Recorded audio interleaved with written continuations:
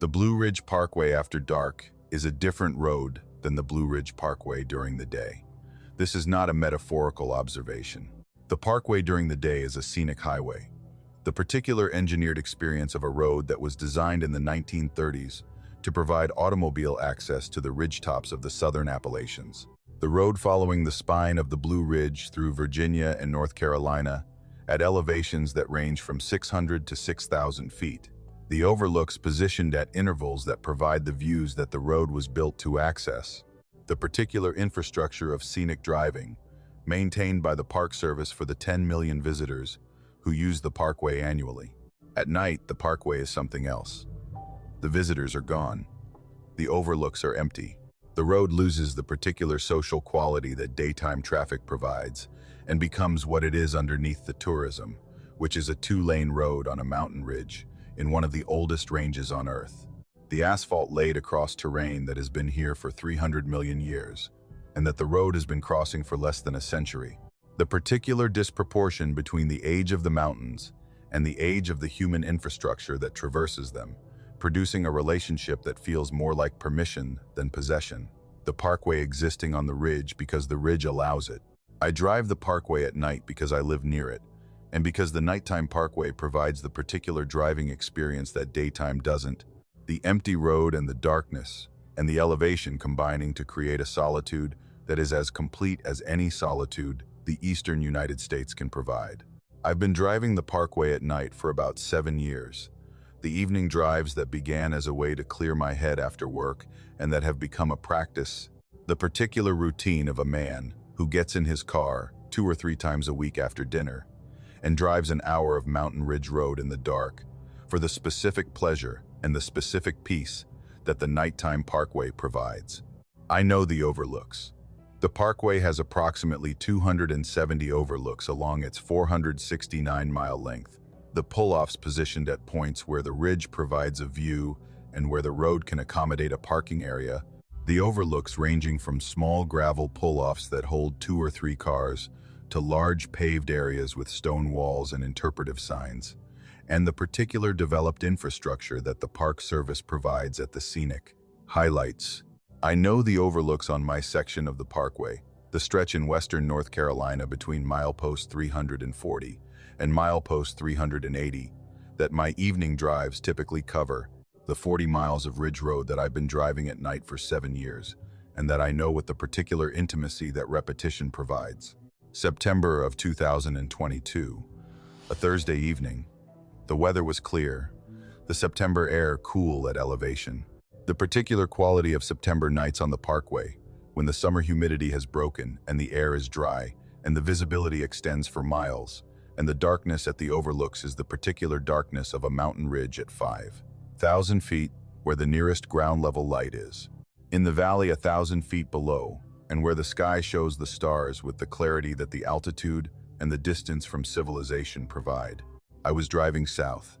Approximately 9 o'clock, the parkway empty in both directions, the headlights showing the road and the guardrails and the particular tunnel of light that a car produces on a mountain road at night, the lit space traveling with the car through the darkness that the mountains hold. I was approaching the overlook near milepost 355, a medium-sized pull-off on the east side of the road with a stone wall at the edge, and a view of the valley below that in daylight shows the layered ridges receding into distance, and that at night shows the scattered lights of the communities in the valley and the particular depth of mountain darkness that the valley holds between the ridges. I pulled in. The overlook was empty, the parking area showing the dark surface of asphalt with no vehicles, the stone wall visible at the far edge of the pull-off where the pavement ended and the mountain dropped away. I parked at the near end of the overlook, my car the only vehicle, the headlights sweeping across the stone wall as I turned in, and showing the wall and the darkness beyond it, and the particular void that a 500-foot drop produces at the edge of a mountain overlook at night. I got out. The particular ritual of the evening drive, the standing at the wall and the looking at the valley, and the particular experience of being at the edge of a mountain at night when the only sounds are the wind and the distance, and the particular silence that elevation produces when the valley below is too far away for its sounds to reach the ridge. I walked across the parking area toward the stone wall. The man was sitting on the wall, not standing beside it, not leaning against it, sitting on it, on the top of the stone wall, his legs hanging over the edge on the valley side, his body positioned on the stones with the particular casualness of someone sitting on a ledge, the posture relaxed, the back straight, the legs hanging into the void beneath, the 500-foot drop below his feet showing the particular darkness of a vertical distance that the night obscures and that the knowledge of the terrain confirms. He was facing the valley, his back to the parking area, his back to me, the figure oriented toward the view that the overlook was designed to provide, the man sitting on the wall and looking at the valley the way the wall was built for visitors to look at the valley, except that visitors stand at the wall, and this man was sitting on it with his legs over the edge, and the particular indifference to the drop beneath him that says the drop is not a concern. I saw him from approximately 30 feet away.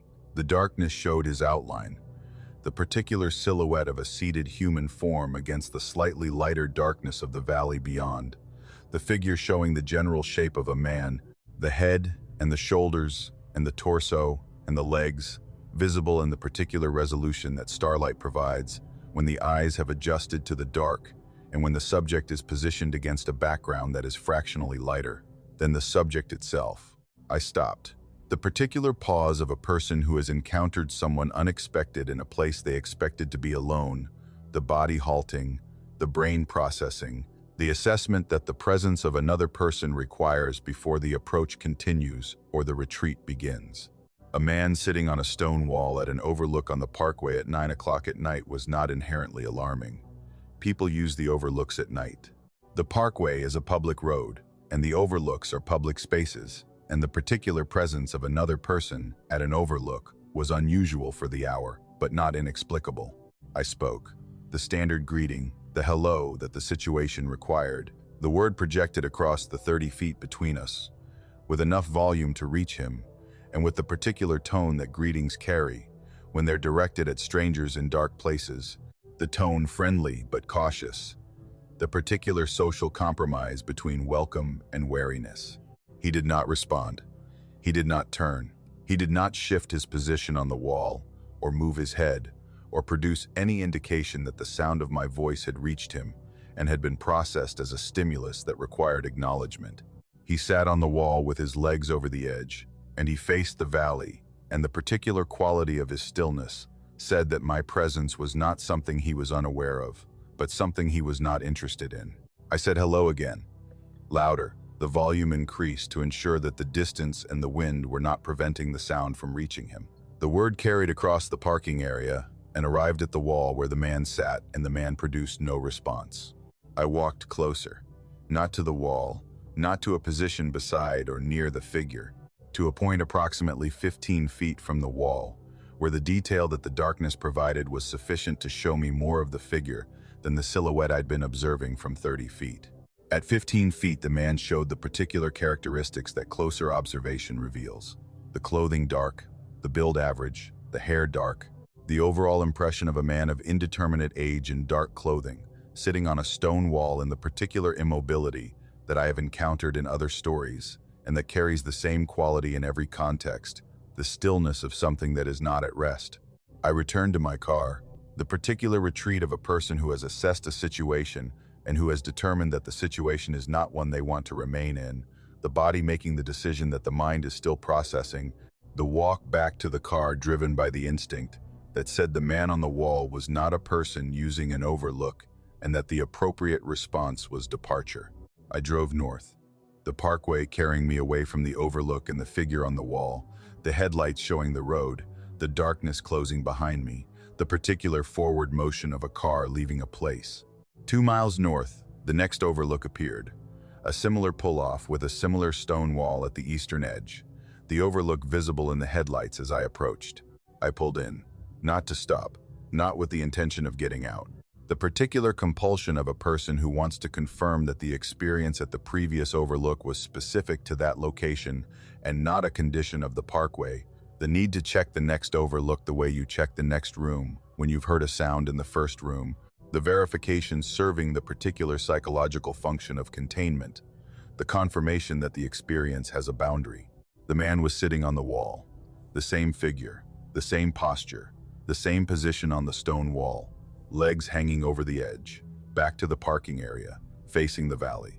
The same dark clothing, the same build, the same stillness. The man who had been sitting on the wall 2 miles south was now sitting on the wall 2 miles north, the figure occupying the new overlook in the exact configuration that he had occupied the previous one. I had not passed him on the road. The 2 miles of parkway between the overlooks had shown no vehicle, no pedestrian, no figure walking the shoulder or the road.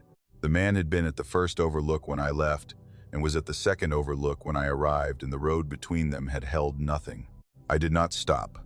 The car rolled through the overlook at maybe 5 miles per hour, the headlights sweeping across the parking area and the wall and the figure on the wall, the light confirming what the initial observation had shown, the man seated on the stones with his legs over the edge and his back to me, and the particular immobility that said he was not going to turn, and that my passing was not going to produce a response any more than my speaking had produced a response at the first overlook.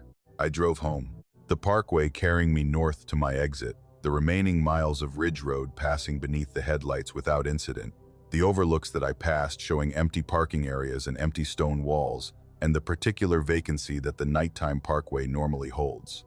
I drove the same section the following Thursday. Same time, same direction, same overlooks.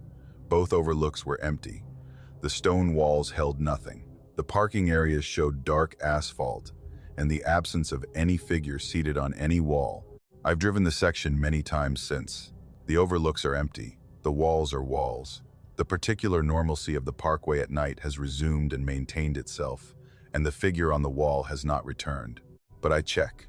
Every overlook that I pass, the headlights sweeping the parking area, the eyes scanning the stone wall for the silhouette of a figure that is seated with legs hanging over the edge, facing the valley, showing the particular stillness that I recognized at the first overlook, and that the second overlook confirmed, was not confined to a single location, but was mobile, the figure capable of being at one wall and then at another wall 2 miles ahead without traversing the road between them.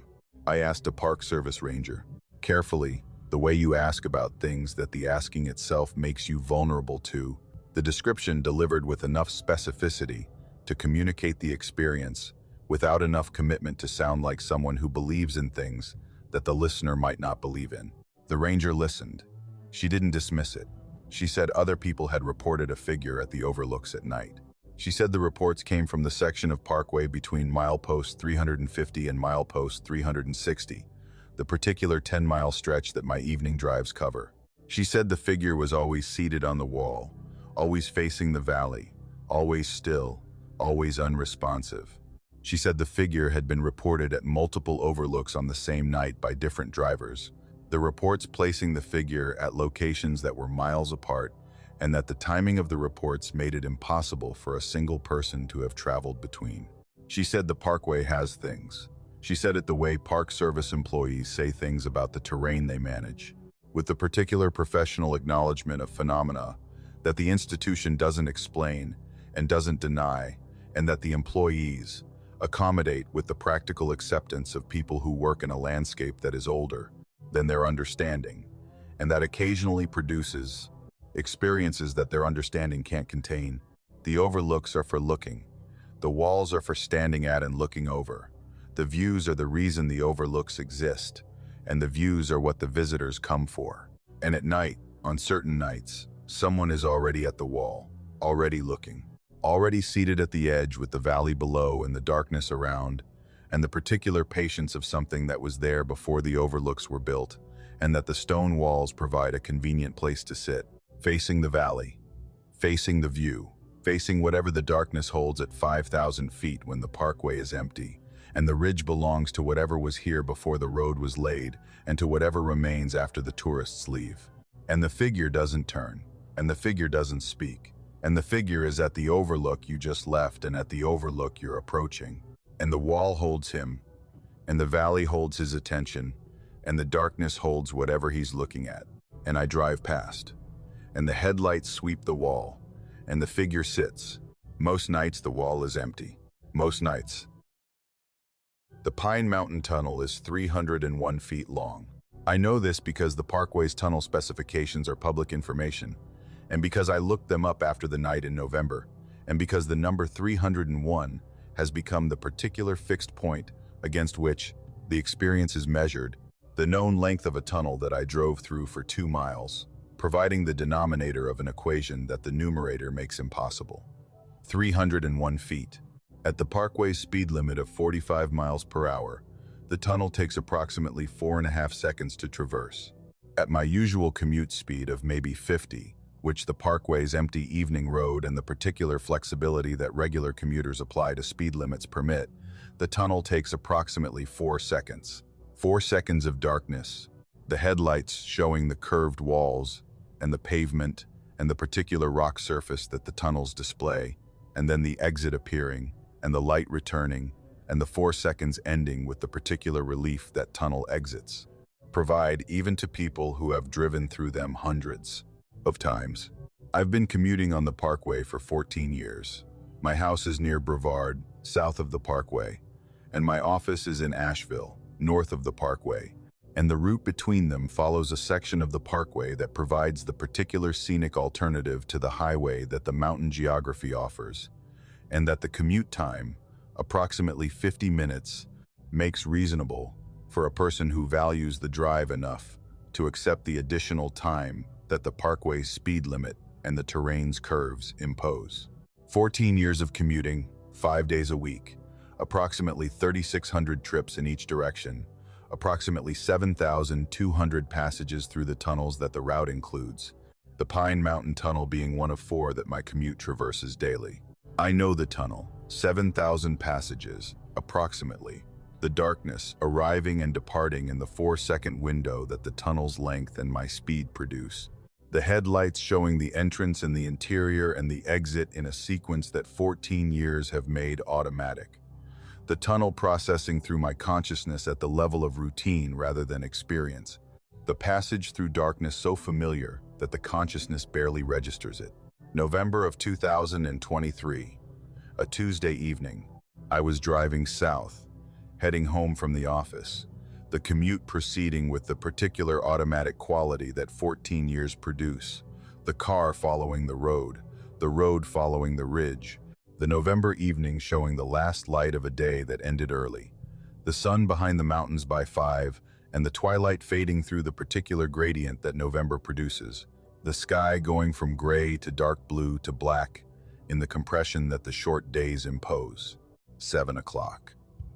The Parkway was dark, the November night complete, the headlights providing the only illumination on a road that had emptied of other traffic at least 20 minutes earlier.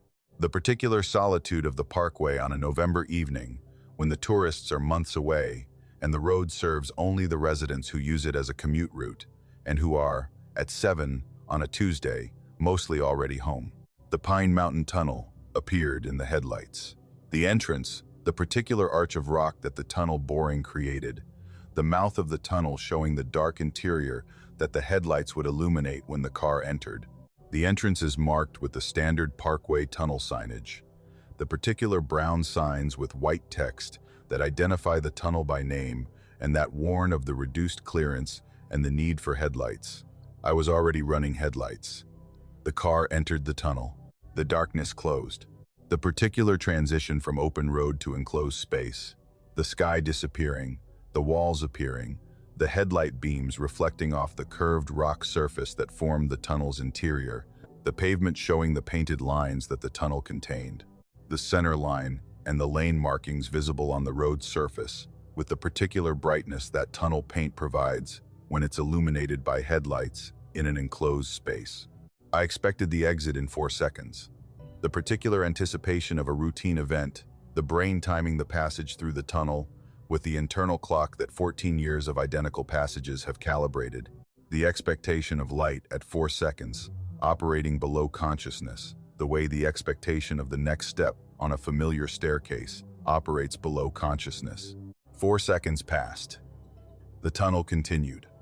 The headlights showed the curved walls and the pavement and the particular rock surface that the interior presented, and the exit did not appear.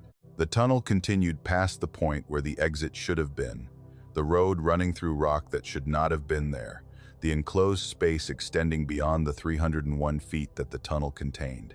I noticed the particular awareness of a routine deviation, the brain's timing mechanism, registering that the passage was taking longer than the passage should take, the internal clock counting past 4 seconds to 5 and 6 and 7, and the exit not arriving, and the tunnel continuing, and the particular dissonance of a known experience, producing an unknown duration. I checked the speedometer. 50 miles per hour, the same speed I'd been traveling when I entered, the car maintaining its pace, the engine tone unchanged, the road surface smooth, the tunnel proceeding as tunnels proceed when you're driving through them at a consistent speed. The speed was correct. The tunnel was not. 10 seconds. The tunnel continued. The headlights showed the same walls, the same curvature, the same rock surface, the same painted lines on the pavement. The tunnel was the Pine Mountain Tunnel, in every visual detail except its length, the interior showing the characteristics that I'd been observing for 14 years, while extending beyond the distance that those characteristics should occupy. I looked at the odometer, the digital display showing the running mileage count that the car maintained, the numbers incrementing with the particular precision that modern odometers provide. I noted the number, and I watched it, and the numbers changed as I drove, and the tunnel continued, and the odometer showed distance, accumulating inside a tunnel that was 301 feet long, and that was generating miles on the 5 odometer. The radio had died when I entered the tunnel. The FM station that I'd been listening to, the Asheville station that my commute radio was tuned to, had been replaced by static when the car entered the tunnel. The particular loss of signal that the rock produces when the tunnel blocks the line of sight transmission that FM requires. This was normal. The radio always lost signal in the tunnels. The signal always returned when the car exited. The radio was showing static and the static was normal, and the tunnel was continuing and the exit was not appearing. I checked the clock, the dashboard clock, the digital display that showed the time and the particular precision that automotive clocks provide. The clock showed 7:04. I noted the time, and I drove, and the tunnel continued, and the clock counted, and the odometer accumulated, and the walls curved, and the pavement stretched, and the exit did not appear. 1 mile. The odometer showed 1 mile of driving inside the tunnel. 1 mile at 50 miles per hour, approximately 72 seconds. The car having traveled a mile through a tunnel that was 301 feet long, the distance exceeding the tunnel's length by a factor of approximately 17, the mathematics of the experience, producing numbers that the physical dimensions of the tunnel could not contain. The tunnel looked the same. This was the particular detail that the experience produced and that the mind fixated on because the detail was the most disturbing element of the duration. The tunnel didn't change. The walls didn't widen or narrow. The curvature didn't alter. The rock surface was the same rock surface that I'd been driving past for 14 years. The particular geology of the mountain that the tunnel penetrated, showing the same strata and the same texture and the same color that the Pine Mountain Tunnel had always shown. The tunnel was the Pine Mountain Tunnel. It was simply longer than the Pine Mountain Tunnel was supposed to be. I did not stop. The decision was instinctive. The particular calculation of a driver who is inside a tunnel that is behaving abnormally and who determines that forward motion is preferable to stopping, the movement through the tunnel representing progress toward the exit that the stopping would surrender. I maintained 50 miles per hour, and I drove through the tunnel and the tunnel continued. 1.5 miles. The headlights showing the same walls, the same rock, the same pavement, the odometer counting, the clock counting, the radio producing static, the car moving through rock at a speed and for a distance that the rock should not have permitted. I became aware of the silence. Not the radio's static, which was a sound, the particular electronic noise of a receiver that is processing nothing. The silence beyond the static. The tunnel was producing no echo. My engine, which produced a particular note that I'd been hearing for years, and that the tunnel's enclosed space should have reflected and amplified the way tunnels amplify engine noise, was producing its standard note without the reverberant quality that the tunnel should have added. The sound went out from the car, and the tunnel absorbed it, the rock walls not reflecting the engine noise but consuming it, The enclosed space behaving acoustically as if it were not enclosed. The sound dying in the tunnel, the way sound dies in an open field where there are no surfaces to reflect it. The silence was wrong. A tunnel is an echo chamber. The particular physics of sound in an enclosed space of rock produces the amplification and the reverberation that anyone who has ever driven through a tunnel has experienced. The engine louder, the road noise louder, the enclosed space adding its particular acoustic signature to every sound that the car produces. This tunnel was not doing that. This tunnel was absorbing sound the way the outside air absorbs it, the walls taking the noise and not returning it. The tunnel producing the particular silence of a space that is larger than it appears. 2 miles. The odometer showing 2 miles of travel inside the Pine Mountain Tunnel. The clock showing 7:49. 45 minutes since I'd entered. 45 minutes of driving at 50 miles per hour through a tunnel that was 301 feet long. The time and the distance accumulating inside a space that the parkway's specifications said could not contain them. The exit appeared. Not gradually, not with the increasing brightness that tunnel exits produce as the car approaches and the exterior light grows in the arch of the tunnel's mouth. The exit appeared the way the entrance had appeared. Suddenly, the arch of light showing in the headlights at a distance of maybe 200 feet, the opening arriving in the tunnel the way the tunnel had arrived on the road, present when it hadn't been present a moment before. I drove through the exit.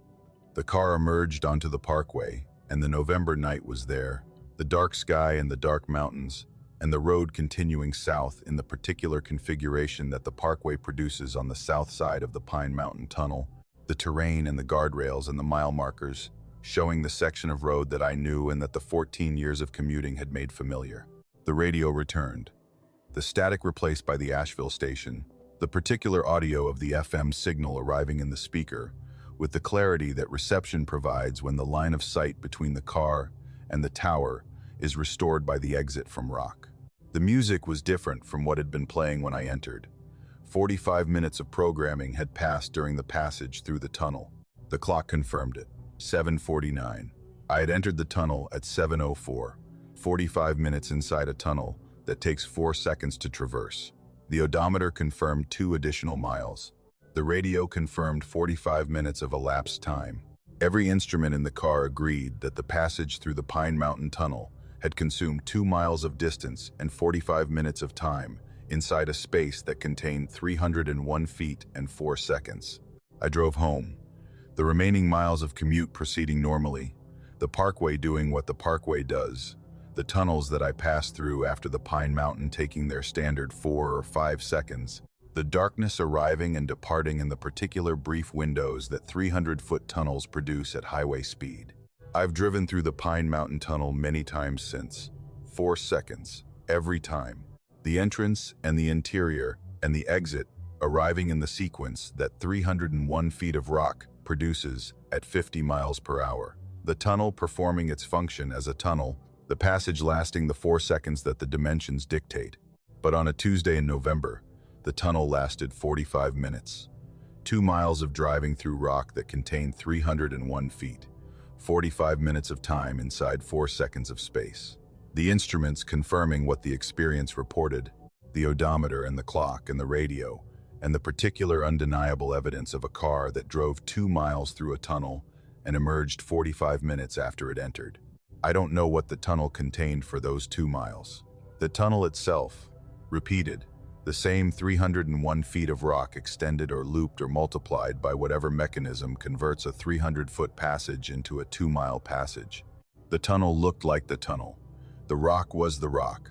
The pavement was the pavement. Nothing was different except the duration and the distance, and the silence that said the space was larger than the space was supposed to be. The tunnel is 301 feet long. The parkway's specifications confirm it. My odometer confirms it every evening on the commute home. Most evenings. And I drive through. And the darkness takes 4 seconds.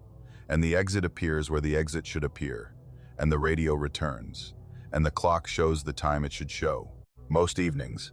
And I enter the Pine Mountain Tunnel at 50 miles per hour and I count 1, 2, 3, 4, and the exit arrives. And if it doesn't, I keep driving, because the exit will come. The exit came the last time, at 2 miles, at 45 minutes. But the tunnel decides. Not the driver, not the speed, not the 301 feet that the specifications guarantee. The tunnel decides how long it is. And the car drives through, and the rock continues, and the silence holds, for however long the mountain wants. My husband Tom and I drive the Blue Ridge Parkway the way couples who live near it drive it, as recreation, as routine, as the particular shared activity that a scenic road provides to the people who are close enough to use it casually and who treat the parkway not as a destination but as a resource. The two-lane road on the ridge, available whenever the evening or the weekend, provides the time and the weather, provides the conditions and the particular desire for the mountains, provides the motivation. We've been driving the parkway together for 12 years. The trips accumulating into a relationship with the road that is as familiar and as comfortable as our relationship with each other. The parkway's curves and grades and overlooks, committed to a shared memory that we navigate without discussion, and that provides the particular satisfaction of a landscape that two people know together. The section near the Peaks of Otter is one of our favorites. The Virginia portion of the parkway between milepost 80 and milepost 90, where the road crosses the ridge that the Peaks of Otter occupy, and where the elevation and the terrain produce the particular combination of views and curves and the mountain character that the parkway was designed to provide. The peak section is beautiful in every season, but in October it is the particular expression of the Blue Ridge that draws people from across the country, the fall color at its peak, the ridges showing the layered gradients of red and orange and gold that the hardwood forest produces when the season turns, and the mountains perform the annual spectacle of decay that is simultaneously the most beautiful thing the landscape does. October of 2022, a Saturday afternoon, the day clear and cool, the particular October weather that the Blue Ridge produces when the high-pressure systems dominate and the air is dry and the visibility extends for 50 or 60 miles from the overlooks. The distant ridges showing in the particular blue that gives the Blue Ridge its name, the color produced by the organic compounds that the forest releases and that scatter the light at the wavelength that the eye perceives as blue. We'd been driving since approximately 2 o'clock, heading north on the parkway from our house near Roanoke, the afternoon devoted to the particular pleasure of the October drive, the color and the views and the road. The fog arrived at approximately 3:30. We were near milepost 86, the section of parkway that runs along the ridge between the Peaks of Otter and the descent toward the James River, a stretch of road at approximately 3,000 feet, where the elevation and the terrain produce the particular atmospheric conditions that fog requires. The moisture from the valleys rising to the ridge, where the cooler air at elevation condenses it into the visible suspension of water droplets that fog is. The fog did not arrive gradually. The transition from clear to fog was not the progressive reduction of visibility that fog usually produces as you drive into it, the distance shortening by degrees, the far ridges disappearing first, and then the near ridges, and then the trees, and then the road ahead, contracting from a quarter mile to 100 yards to 50 feet, to the particular minimum that fog imposes when it's dense enough to be called fog. This fog arrived as a wall.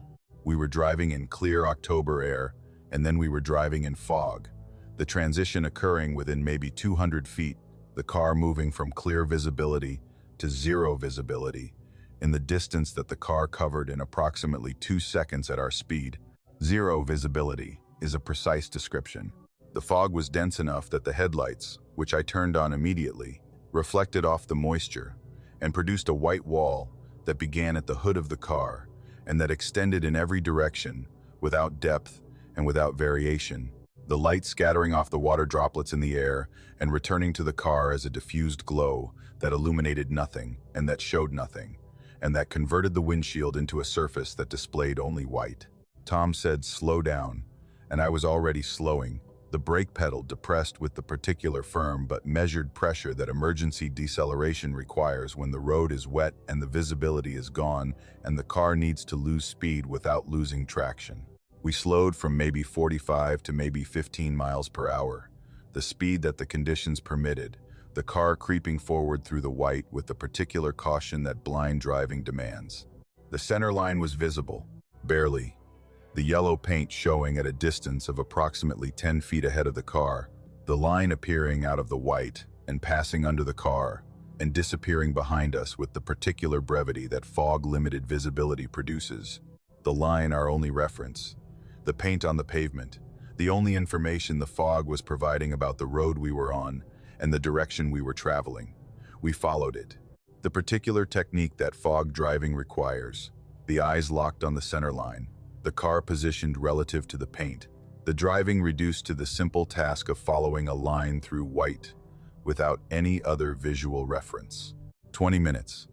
We drove in the fog for approximately 20 minutes at 15 miles per hour, covering approximately 5 miles of parkway, the center line showing itself 10 feet at a time, the fog maintaining its density, without variation, the white wall constant and complete, and holding the car in the particular isolation that dense fog produces, the world reduced to the car's interior, and the 10 feet of visible pavement, and the yellow line that guided us through the white.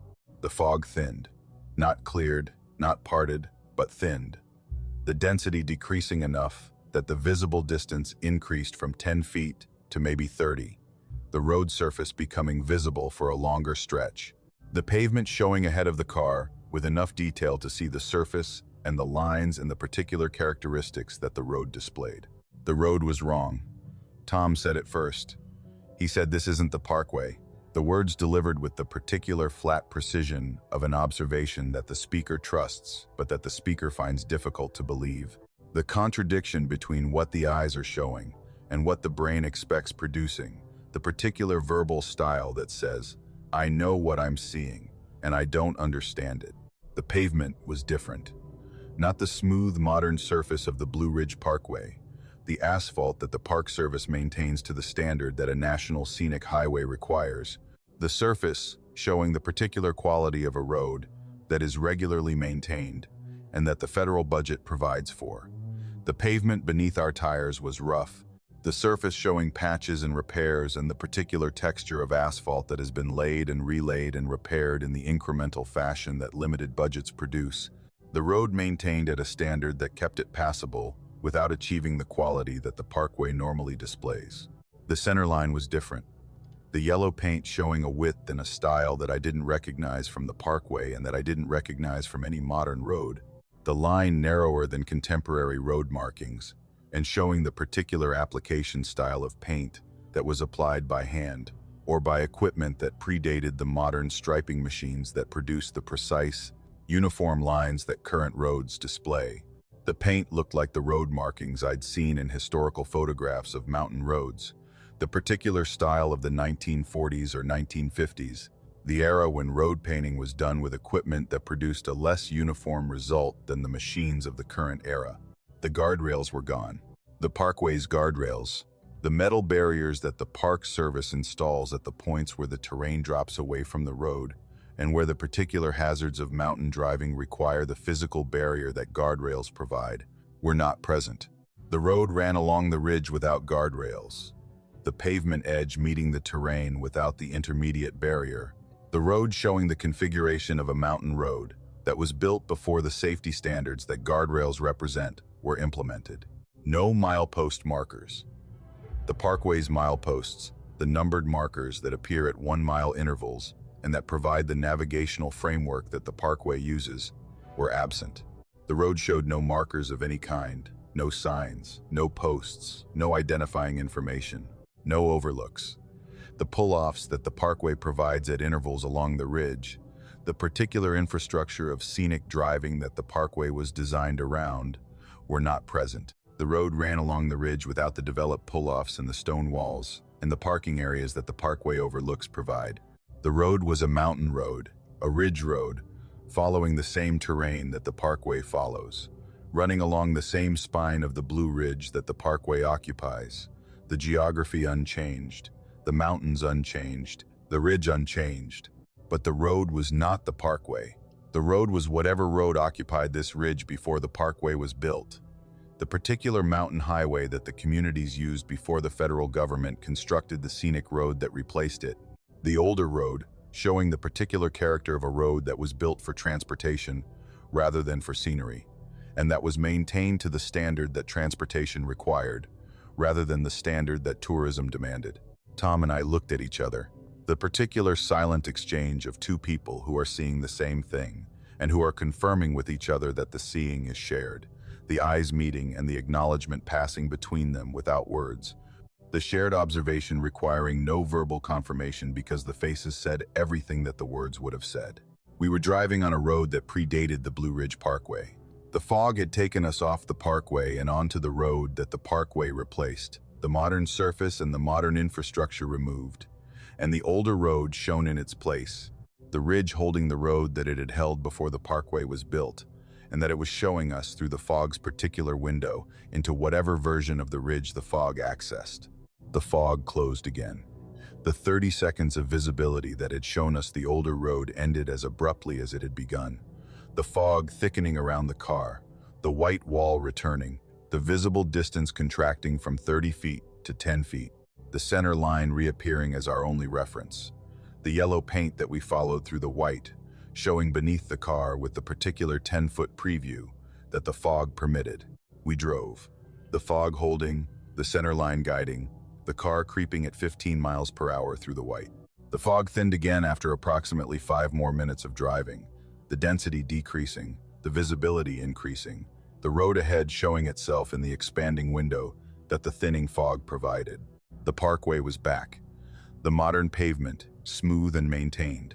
The guardrails at the road's edge. The milepost markers at their intervals. The overlooks visible ahead and behind. The parkway showing every feature that the parkway is supposed to show. The road performing its identity as a national scenic highway with the particular completeness that said, "We are on the parkway, and the parkway is the road beneath our tires, and the fog is thinning, and the afternoon is continuing." The milepost confirmed our position. The marker that appeared as the fog cleared showed a number that was consistent with approximately 5 miles of travel from milepost 86. The position on the parkway that 20 minutes of driving at 15 miles per hour would have produced if we'd been driving the parkway the entire time. The mathematics matched. The distance matched. The position matched. The parkway had delivered us to the point where the parkway should have delivered us. The 20 minutes of driving on a road that wasn't the parkway producing the same result that 20 minutes of driving on the parkway would have produced. The fog cleared completely within another mile. The October afternoon returned, the sun and the color and the views resuming their October performance. The Blue Ridge showing the ridges in their fall color, with the particular beauty that the season provides. The parkway was the parkway. The road was the road. The afternoon continued as if the 20 minutes of fog had been a pause in the programming rather than a change in the channel. Tom and I talked about it on the drive home. The particular conversation that a shared experience of the impossible requires, the two of us constructing and deconstructing and reconstructing the 20 minutes in the fog, the details compared and confirmed, the observations aligned, the two accounts of the same experience producing the same description, the narrow road and the old pavement, and the historical center line, and the absence of guardrails, and the absence of mileposts, and the particular quality of a road that belonged to the ridge before the parkway did. The parkway was built between 1935 and 1987. The construction proceeding in sections over 52 years, the road gradually replacing the older mountain roads that had served the ridge communities before the federal project converted the ridge from a working landscape into a scenic one. The section near the Peaks of Otter was among the earlier constructions, completed in the late 1930s, the modern parkway replacing a mountain road that had run the ridge since the early 20th century. The road we drove on in the fog was the road that the parkway replaced, the road that ran the ridge before 1938, the road that the construction of the parkway buried under the modern pavement and the modern infrastructure, and the particular engineering that the scenic highway required.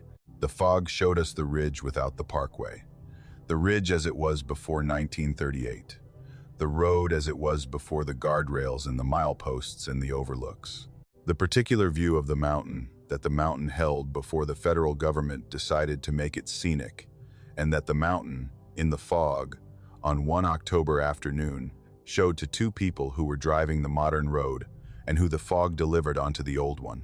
The parkway is there, every time we drive it, modern and maintained, and showing the infrastructure that the Park Service provides. Most days, and the fog comes. On the ridge, at elevation, when the conditions align, and the fog is fog and the parkway is the parkway. Most days, and somewhere beneath the modern pavement, the old road is still there. The narrow surface, the rough patches, the hand-painted center line, the road that the ridge held before the parkway, and that the ridge, in the fog, remembers and shows. To whoever is driving when the fog arrives and the parkway disappears and the ridge decides to show what it held before we put our road across it. The old road, still there, under the new one, and the fog decides which one you drive.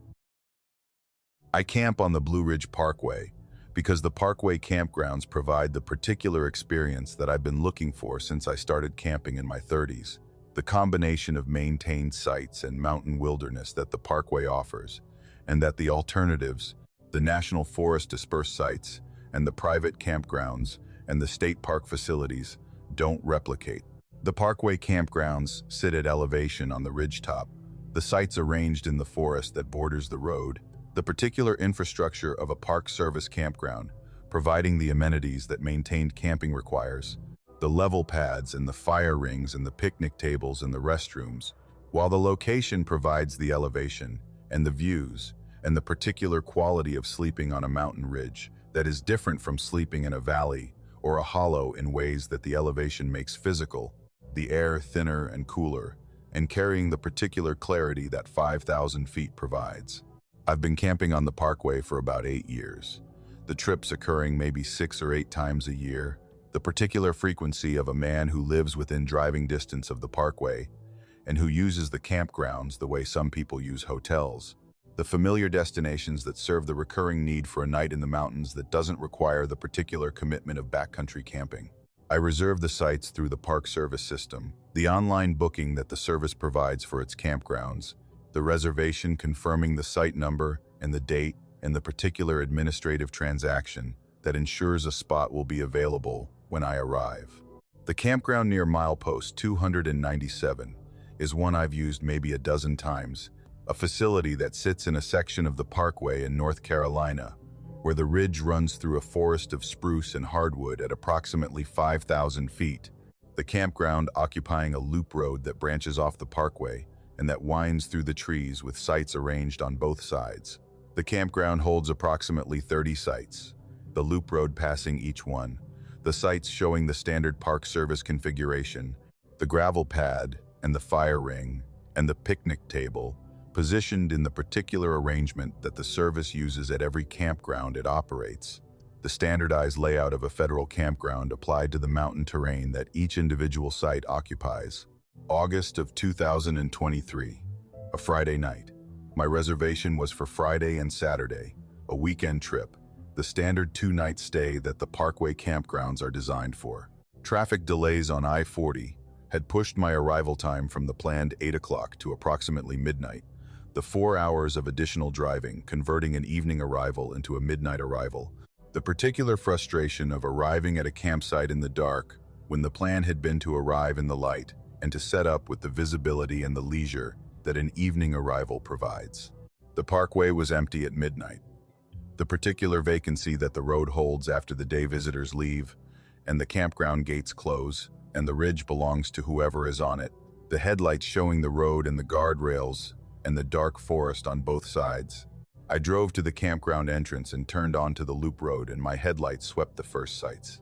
The campground was full. Every site that the headlights illuminated as I drove the loop road was occupied.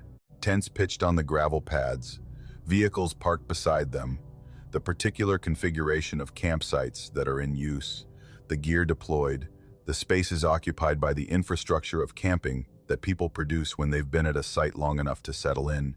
The first site showed a dome tent and a sedan and a cooler and 2 camp chairs positioned at the fire ring. The second site showed a larger tent and an SUV and a canopy and the particular accumulation of gear that a family camping trip produces. Each successive site as I drove the loop showed the same, occupied, the tents and the vehicles and the gear arranged in the particular patterns that campers create. The campground should not have been full. My reservation had been confirmed. The site that I'd reserved, number 14, was supposed to be available. The particular guarantee that a confirmed reservation provides. The park service system having accepted my booking and my payment, and having designated the site as mine for the dates I'd requested. A full campground meant either the system had malfunctioned or the campground was holding more campers than the reservations accounted for. I drove slowly. The loop road curving through the campground at maybe 5 miles per hour, the headlights illuminating each site as I passed. The particular slow drive that a late-arriving camper performs when they're looking for their site in the dark, and when the campground presents the unexpected challenge of being fully occupied. The silence registered at approximately the third site. A full campground in August, on a Friday night, at any hour, produces sound. The particular acoustic output of 30 occupied campsites includes the sounds that camping people generate even when they're sleeping, the rustle of sleeping bags, the occasional cough, the shifting of bodies on sleeping pads. The particular low-frequency output of 30 sites, holding maybe 60 or 70 people who are breathing and moving, and producing the biological sounds that sleeping humans produce. A full campground is not silent. A full campground at midnight holds the particular murmur of human presence at rest, the aggregate sound of sleeping people providing a baseline of noise that is quiet, but that is not silence. The campground was silent. Not the quiet of people sleeping, silent. The particular absence of sound that a space produces when it holds nothing that generates sound, the acoustic character of an environment that is unoccupied, the silence of the campground contradicting the visual evidence that the campground was full. The tents were there. The vehicles were there. The gear was there. The people who should have been producing the sounds that sleeping people produce were not producing any sound at all. I stopped the car, engine off, window down, the particular act of a person who wants to listen without the interference of the car's mechanical noise. I sat in the car with the window open and I listened to the campground. Nothing. The forest around the campground produced its August night sounds, the insects and the wind in the spruce canopy, and the particular ambient noise of a mountain forest at elevation in summer. The campground itself produced nothing. No human sound from any of the 30 occupied sites. The particular emptiness of an acoustic environment that should have been populated by the sounds of 60 or 70 sleeping people, and that was instead producing the silence of 0 people. I drove to Site 14, my reserved site, the particular destination that my booking had secured and that the loop road delivered me to after passing the occupied sites that preceded it. Site 14 was occupied. A tent, a vehicle, a cooler, the particular arrangement of someone else's camping equipment on the gravel pad that my reservation said was mine. I parked at the road's edge near the site, and I got out. The August night was cool at elevation. The air carrying the particular temperature that 5,000 feet produces in August, maybe 60 degrees. The coolness comfortable, the forest dark around the campground, the sights visible in the ambient starlight and in the residual illumination that the restroom facility produced from its solar-powered light. I walked to the nearest occupied site, not to Site 14, not to confront the occupant of my reserved spot, to the site adjacent, a site that showed a tent and a vehicle and the particular occupation of a campsite that is in use. I walked to within maybe 10 feet of the tent and I looked at it in the starlight. The tent was there, a dome tent, green nylon, properly pitched, the rain fly on, the guy lines staked. The tent was real, the particular physical presence of a nylon structure that occupied space and that reflected starlight and that showed the general shape and the general characteristics of a tent that was set up and that was presumably holding the person, or people who had set it up. The tent was not holding anyone. The particular observation arrived not through any opening or through any transparency in the fabric, but through the shape of the tent itself. The walls showing the taut configuration of a tent that is empty, the nylon stretched by the poles and the stakes, and the structural tension that the design provides, but not showing the deformation that an occupied tent produces. The particular bulges and the particular compression that a human body creates when it's inside a tent, and when its weight and its volume press against the walls from inside. I walked to the vehicle beside the tent. The car was there, a sedan, the particular type of vehicle that campground visitors drive. The car was dark, the interior showing the empty seats and the empty footwells of a vehicle that held no occupants. No keys in the ignition, no personal items on the seats. The car had the particular quality of a vehicle that was parked rather than occupied, the physical presence of an automobile without the particular evidence of current use that an active vehicle provides. I checked 3 more sites. Each one showed the same condition: tents pitched and empty, vehicles parked and dark, coolers closed, chairs empty, fire rings cold, showing no coals, no ash, no evidence that a fire had been built in them during the evening that had preceded my arrival. The sites were occupied by gear that showed no evidence of being used by the people who should have been using it. The campground was full of equipment and empty of people. 30 sites showing the infrastructure of camping without the campers, the tents and the vehicles and the gear arranged in the configurations that human use produces but produced by no humans that I could detect. The sites occupied the way a stage set is occupied, the props in position, the actors absent. I set up my tent, not at Site 14, which was occupied by someone else's gear, at a pull-off area near the Loop Road's entrance, a flat spot that wasn't a designated site but that provided enough room for my tent and that put me near the campground's exit, the particular positioning of a man who wanted to be able to leave quickly if leaving became necessary. I pitched the tent, and I got in the sleeping bag, and I lay in the dark and I listened to the silence of a campground that held 30 sites worth of equipment and no people. The silence held through the night. I slept intermittently, the waking intervals occupied by the particular listening that the situation demanded, the ears scanning the campground for any sound that would indicate human presence, any voice or footstep or zipper or cough that would say the campers are here and the campground is functioning, and the silence was merely the silence of deep sleep rather than the silence of absence. No sounds. The campground held its silence through the hours between midnight and dawn, with the particular consistency of a space that contains nothing that generates sound, the equipment at the sites providing the visual evidence of occupation, while the acoustic environment provided the evidence of vacancy. Dawn came, the August light arriving gradually, the gray of pre-dawn giving way to the blue that preceded the sunrise, the campground emerging from the darkness in the particular stages that increasing light provides. The sites becoming visible one by one as the light reached them through the forest canopy. The campground was empty, not occupied but silent, the way it had been at midnight. Empty, the sites showing the gravel pads and the fire rings and the picnic tables and nothing else. No tents, no vehicles, no coolers, no chairs, no gear of any kind on any of the 30 sites that had been fully occupied 8 hours earlier. Site 14 was empty, the gravel pad showing the standard Park Service configuration, the fire ring and the picnic table and the level surface and the absolute absence of the tent and the vehicle and the cooler that had been there at midnight.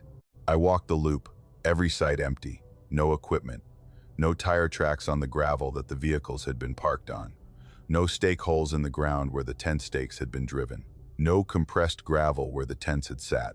The sites showing the particular condition of campsites that have not been used, the surfaces undisturbed, the ground uncompressed, the fire rings holding old ash from previous occupants, rather than fresh ash from the equipment that had surrounded them 8 hours earlier. 30 sites that had been full at midnight were empty at dawn. The equipment that had occupied them was gone without evidence of departure, the tents and the vehicles and the gear removed without the tire tracks and the footprints, and the particular physical evidence that the dismantling and the departure of 30 campsites would produce. I packed my tent and I drove out of the campground and I stopped at the ranger station, and I mentioned that the campground had been full when I arrived and empty when I woke up. The ranger checked the system. My reservation was the only booking for that night. No other reservations. No walk-in registrations. The campground's occupancy for Friday night was 1. The particular administrative confirmation that I had been the only camper in a campground that my midnight arrival had shown as full and that the dawn had shown as empty. 1 camper in a campground of 30 sites. The sites occupied at midnight by equipment that the reservation system didn't account for, and that the dawn erased, and that the ranger's records denied. I camp at that campground still. The sites fill and empty with the normal rhythm of reservation and departure. The campground holds its campers and its sounds, and the particular life that occupied campsites produce. During the day, in the evening, in the hours when the living use the campground. And I wonder what uses it at midnight when the living aren't there. What fills the sites with tents and vehicles and gear that the reservation system doesn't book and that the dawn removes, and that the silence accompanies through the hours of the night. The campground holds what it holds. Equipment without people, sites without campers. The infrastructure of camping performed by whatever performs it in the hours between midnight and dawn on a ridge at 5,000 feet. And the silence. The particular silence of 30 occupied sites that hold no one. The campground is full, and the campground is empty. And both are true at the same time. Depending on the hour, I hike the mountains to sea trail in sections the way some people read books in chapters. The particular approach to a 900-mile trail that a man with a full-time job and a limited number of free weekends adopts when he wants the experience of the trail without the 5 or 6 months that a through hike would require. The trail crosses North Carolina from the Great Smoky Mountains to the Outer Banks, and the section that follows the Blue Ridge Parkway is the section I return to most often because the parkway provides the access points that section hiking requires. The overlooks in the parking areas, serving as trailheads that allow me to hike a stretch of trail and return to my car without the shuttle logistics that point-to-point hiking demands. I've been section hiking the MST for about 9 years, accumulating the miles in weekend trips that I plan around the weather and the season and the particular sections that each season suits best. The October hikes on the parkway sections being the trips I anticipate most because October in the Blue Ridge is the particular convergence of weather and color and light that the Southern Appalachians produce when the conditions align. The mountains put on the display that draws visitors from across the country, and that residents like me, who live close enough to see it every year, never tire of. The section near Milepost 320 runs through terrain that the parkway traverses at approximately 5,000 feet.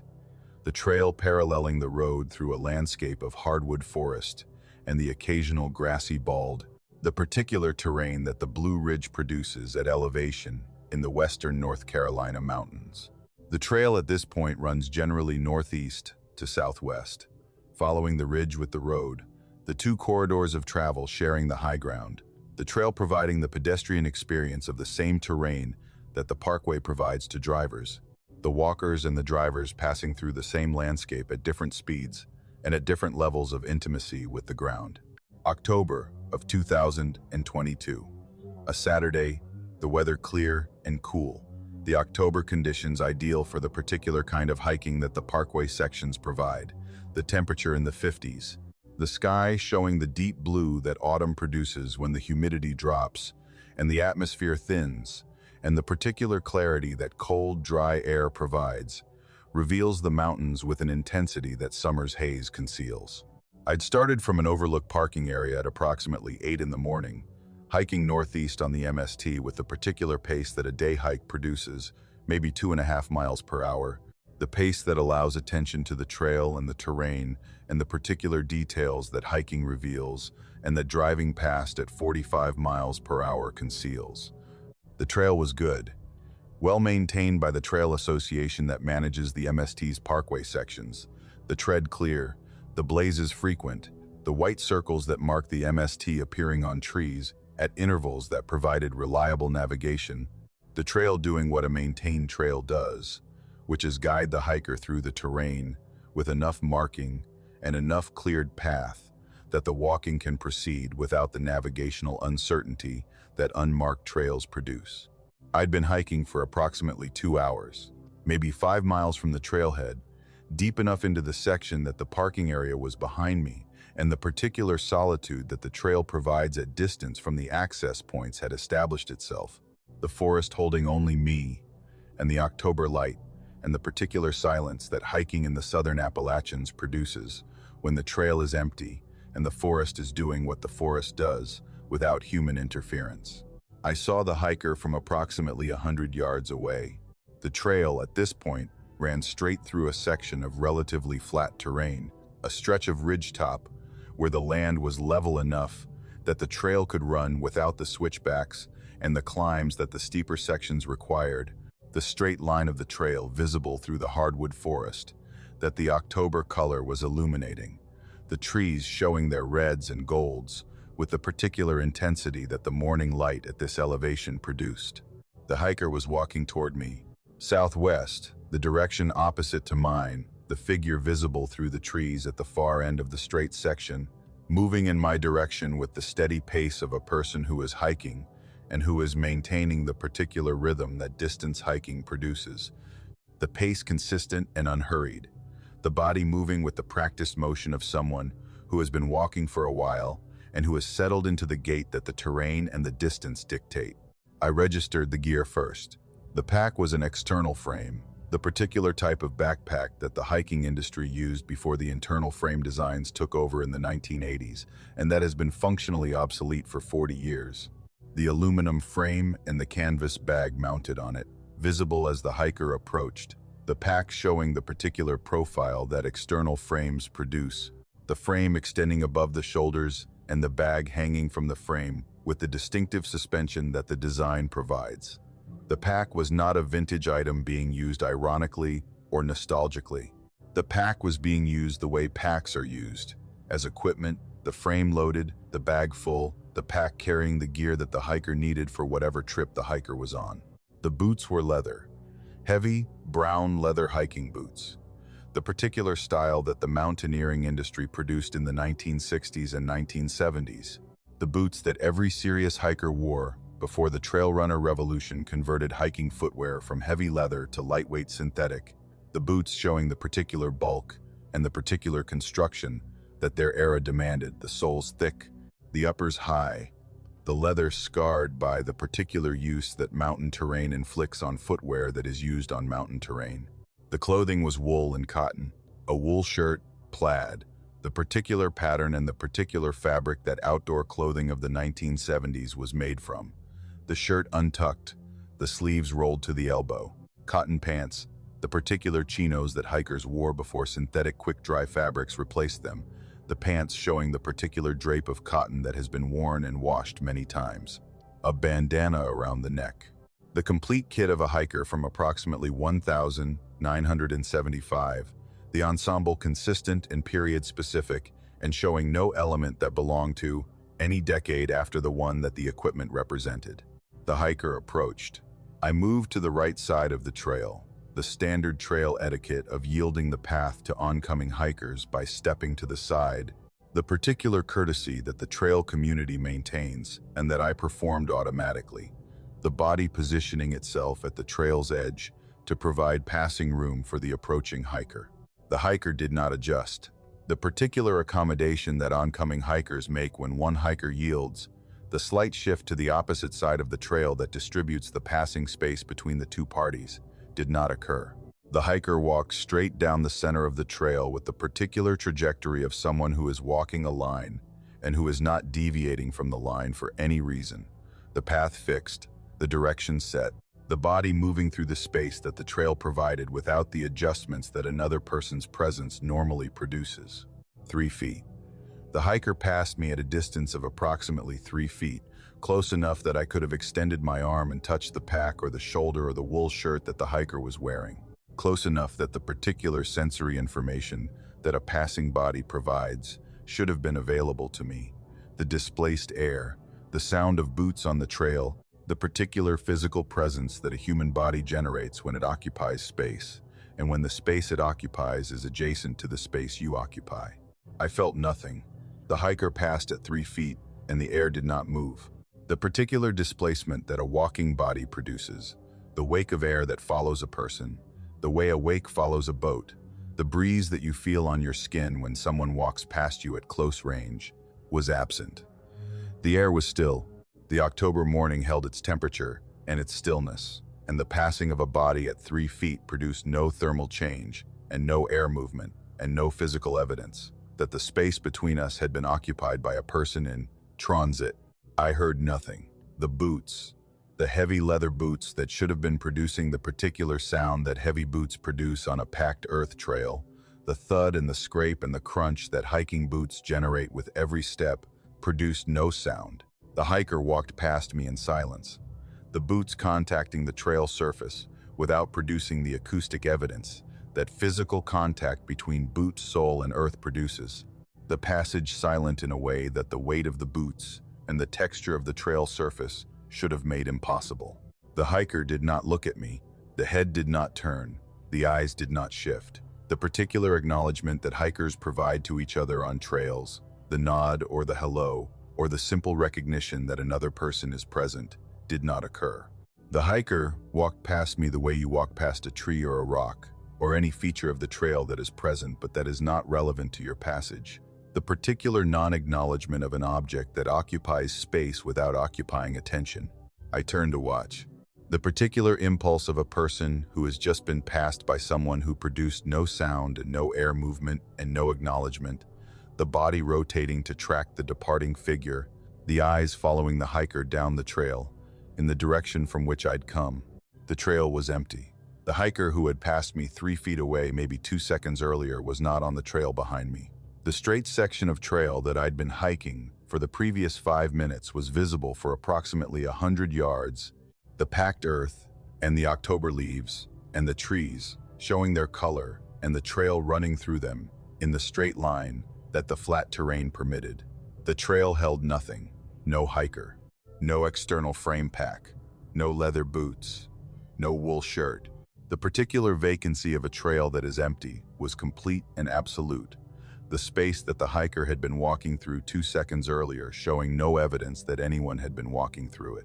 I stood on the trail and I looked at the empty path behind me, and I processed the particular impossibility of a person who was there and who was not there. The passage complete, the hiker having walked past me and having continued and having ceased to exist in the space beyond me.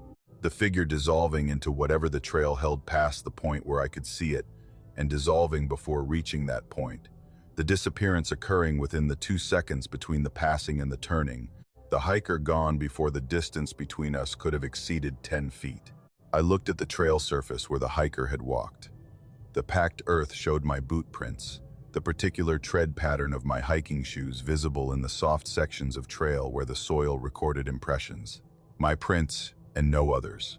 The surface where the hiker had walked, the center of the trail that the hiker had occupied, with the particular directness of a person who does not deviate, showed no boot prints, no impression of the heavy leather soles that had been walking the trail seconds earlier.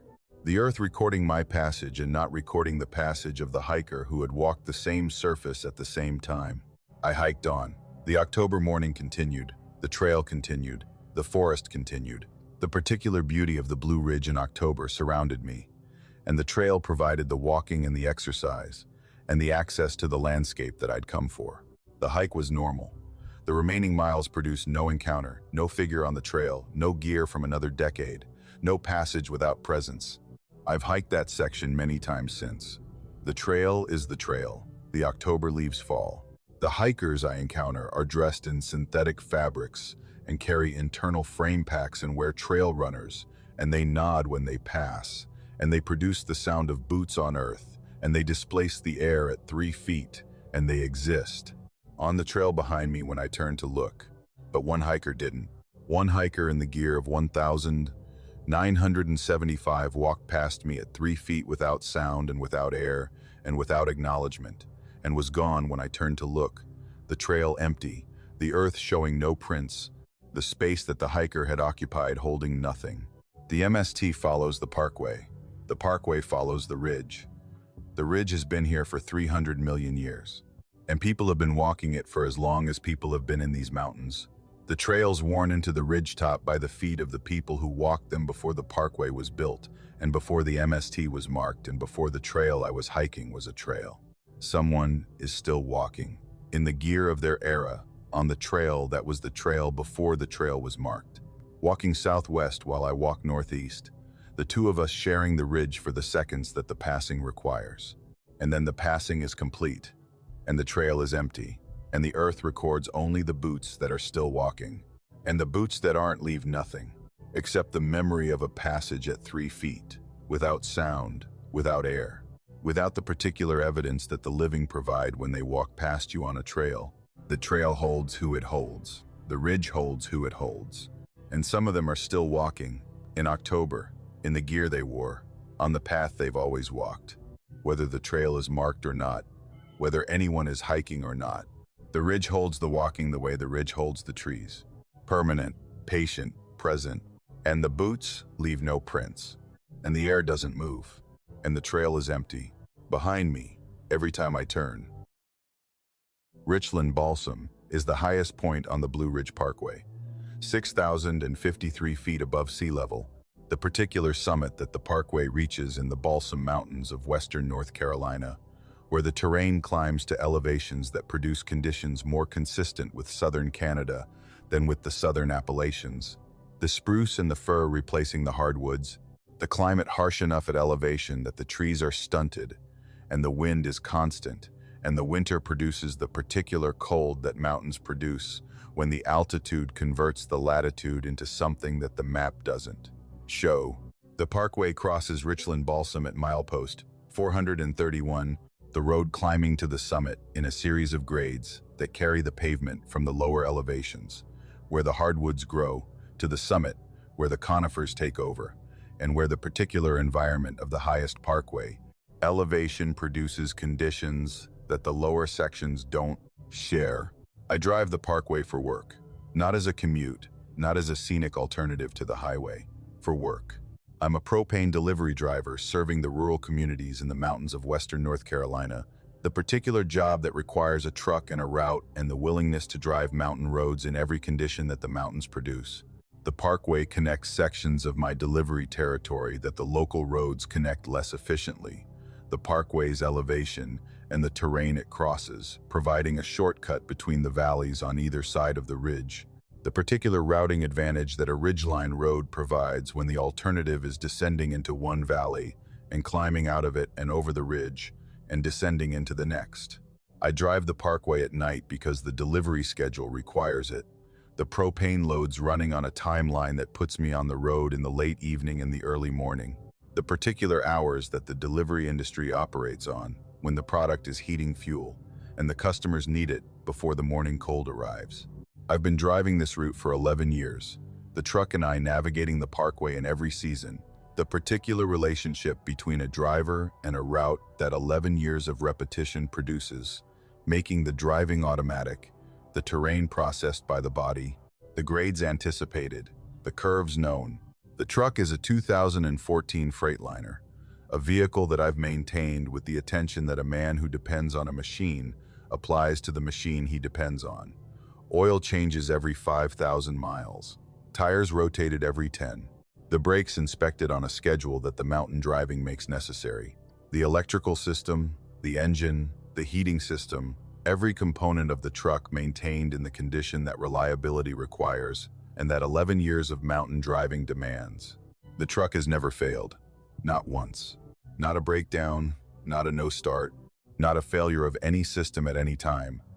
In 11 years of service on mountain roads, in conditions that test every component of a vehicle with the particular rigor that altitude and cold and grade and weather combine to produce. January of 2023, a Wednesday night, approximately 1 in the morning, I was driving south on the parkway, heading to a delivery in the Balsam area, the truck loaded, the route taking me over Richland Balsam at the parkway's highest point.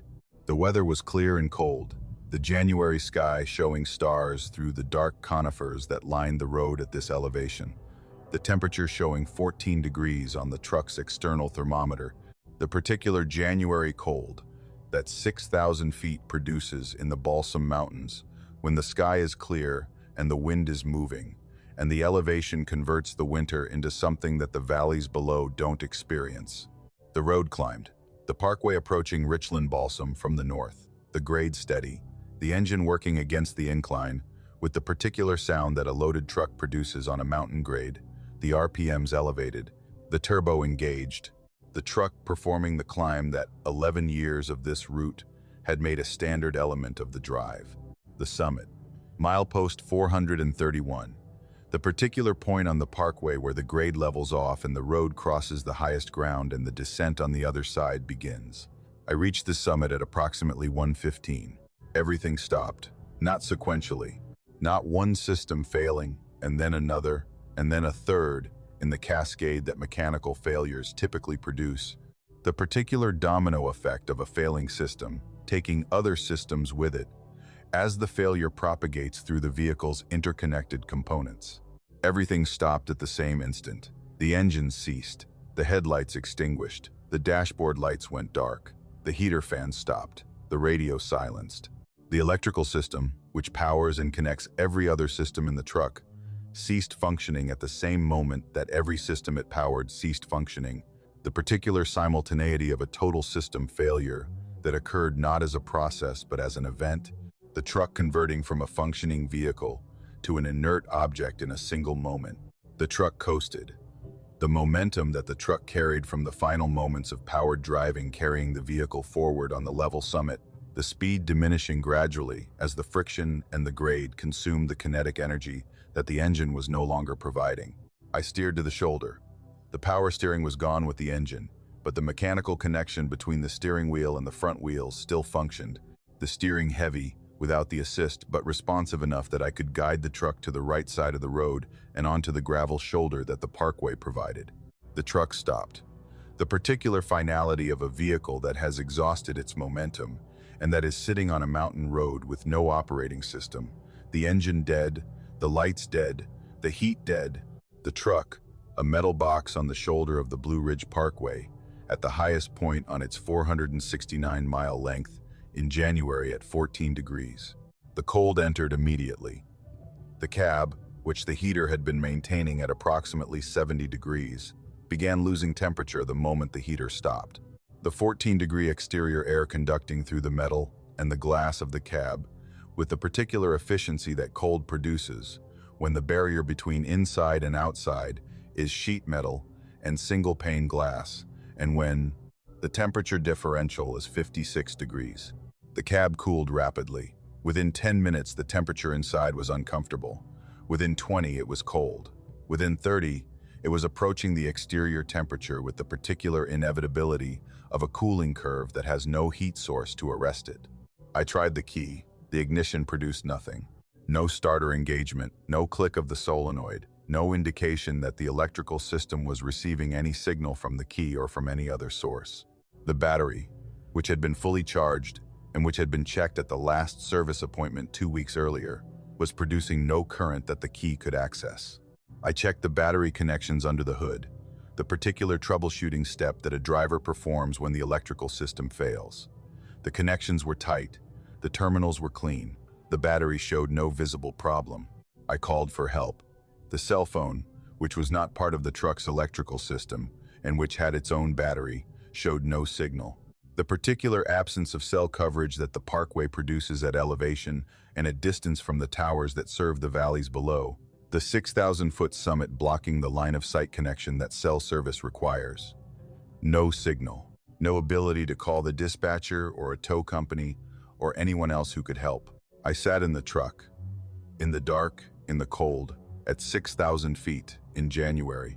The particular situation of a man who is stranded at the highest point on the Blue Ridge Parkway in conditions that the 14-degree temperature and the absence of heat and the distance from help combine to make serious.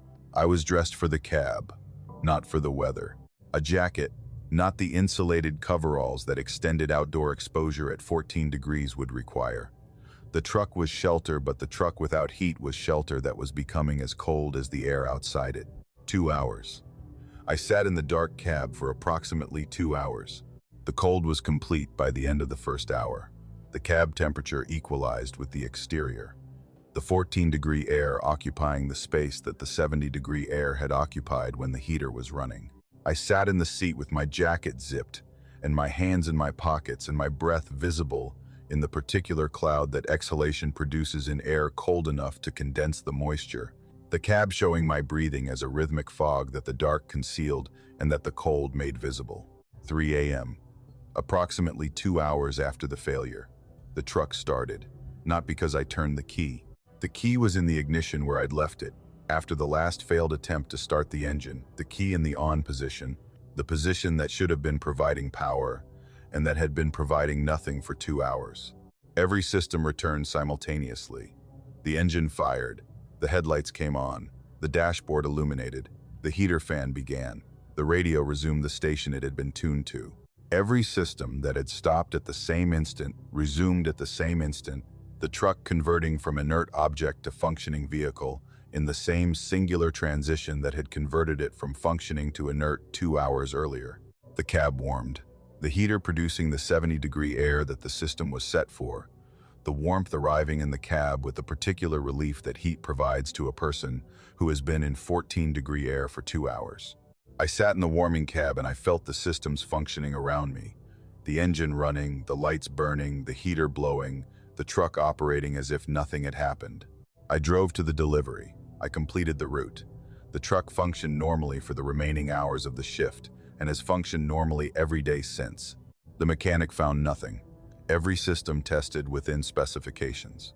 The battery charged, the connection solid, the engine showing no codes, the electrical system producing no indication of any failure that had occurred or that was likely to occur.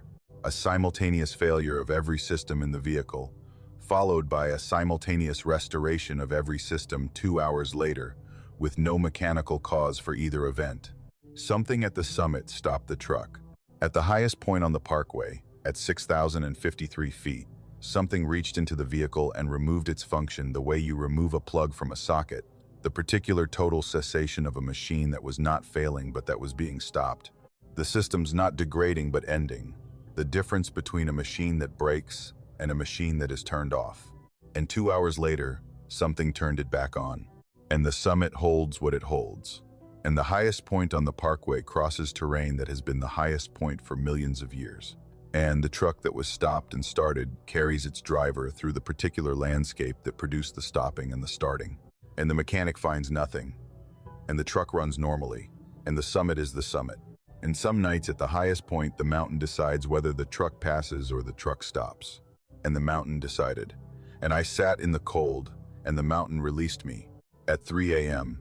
in January, at the top, where the mountain is closest to whatever it's close to, and where the truck, for 2 hours, belonged to the mountain rather than to me. The commute from Blowing Rock to Boone is approximately 15 miles depending on the route, the highway option taking maybe 20 minutes and the parkway option taking maybe 30.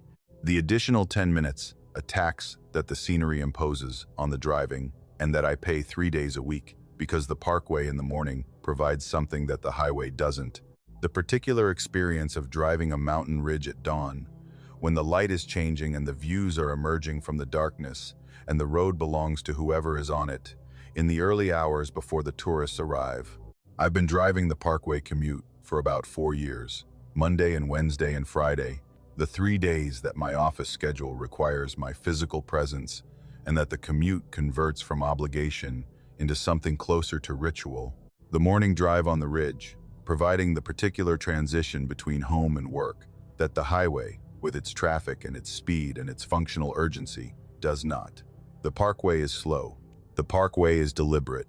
The parkway asks you to drive at a pace that allows the terrain to register. And at 6:30 in the morning, when the light is just arriving and the road is empty, the pace feels appropriate in a way that the highway's speed does not. March of 2023. A Monday. I left the house at approximately 6:15, the March morning showing the particular pre-dawn state that the season produces, the sky lighter in the east but not yet producing the color that sunrise will bring, the landscape visible as shapes and forms, without the detail that the full light will provide.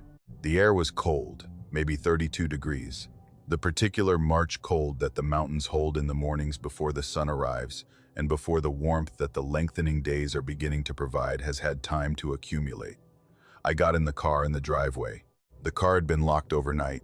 I unlocked it with the remote, the headlights flashing in the pre-dawn gray, the particular confirmation that the electronic lock provides, the doors opening, the interior accessible. I got in. I put my bag on the passenger seat. I started the engine. I backed out of the driveway and I drove to the parkway entrance. The back seat was empty when I got in. I mention this with the particular emphasis that the subsequent events require, the confirmation that the space behind me contained nothing when I entered the vehicle and when I began the drive. The backseat of my car is the backseat of any sedan, the bench seat that occupies the rear of the passenger compartment, the space visible in the rearview mirror as the top of the seat back and the rear window beyond it, and, when the seat is occupied, the head and shoulders of whoever is sitting there. The parkway was empty, the particular vacancy of a March Monday at 6:30, the road showing the pre-dawn light on the pavement, and nothing else. No vehicles in either direction, the parkway in its morning state of solitude, the road belonging to the ridge and to whoever was driving it at this hour, which was me. I checked the mirror at approximately the 5-minute mark. The habitual glance, the particular routine of a driver who monitors the mirrors at intervals that the driving habit has established, the eyes flicking to the rear view to check the road behind, and returning to the windshield in the automatic rhythm that experienced driving produces. The figure was in the back seat. In the mirror, visible in the particular reflection that rearview mirrors provide, a shape occupying the center of the rear seat, the head and the shoulders showing above the seat back in the position that a seated passenger produces, the figure dark against the slightly lighter background of the rear window, the outline showing the general form of a person seated upright in the center of the back seat. The reaction was instantaneous.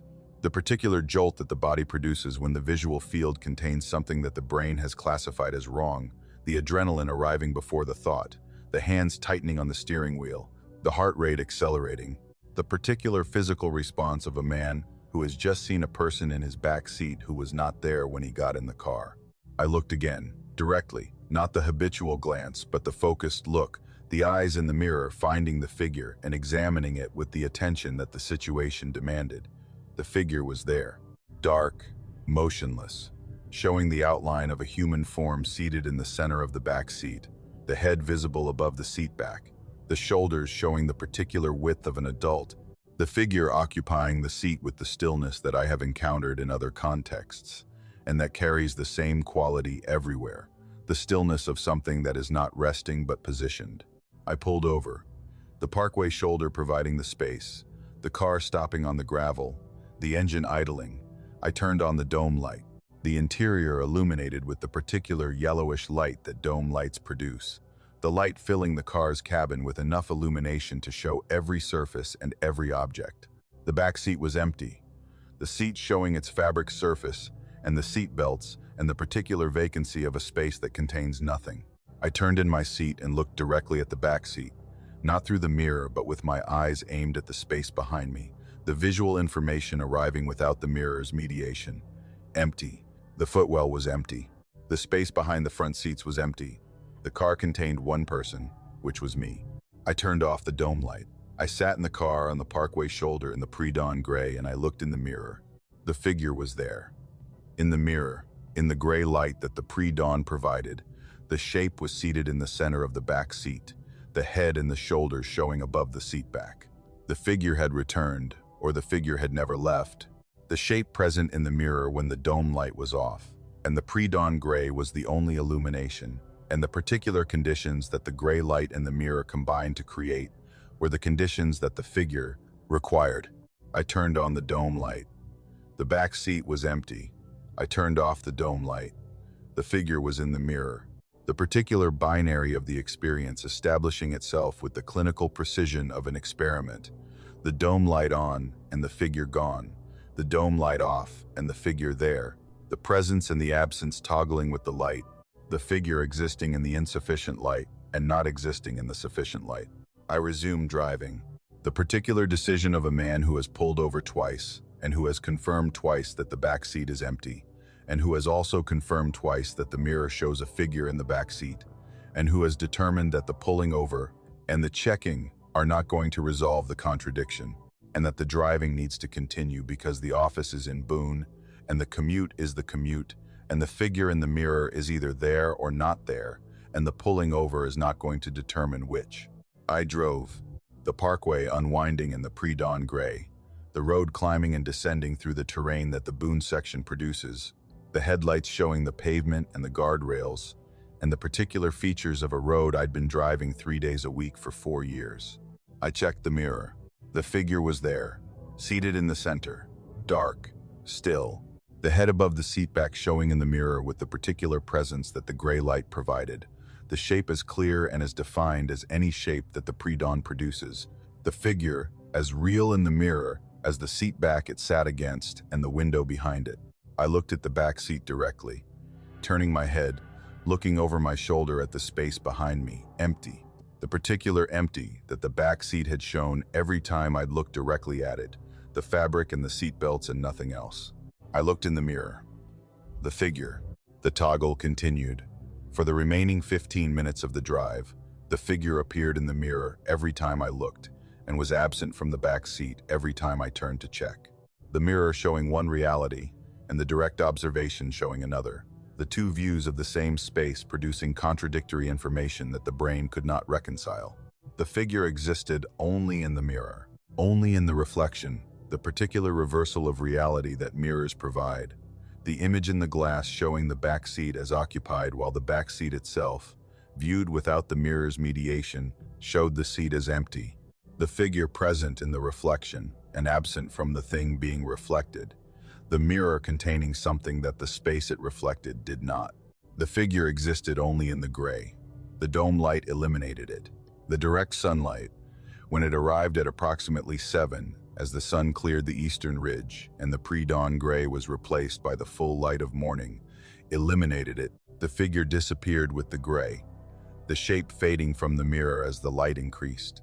The dawn performing its function of revealing the world, while simultaneously performing the function of removing from the world the things that the gray contained. I parked at the office. Full daylight. The mirror showed the empty back seat. The back seat was empty.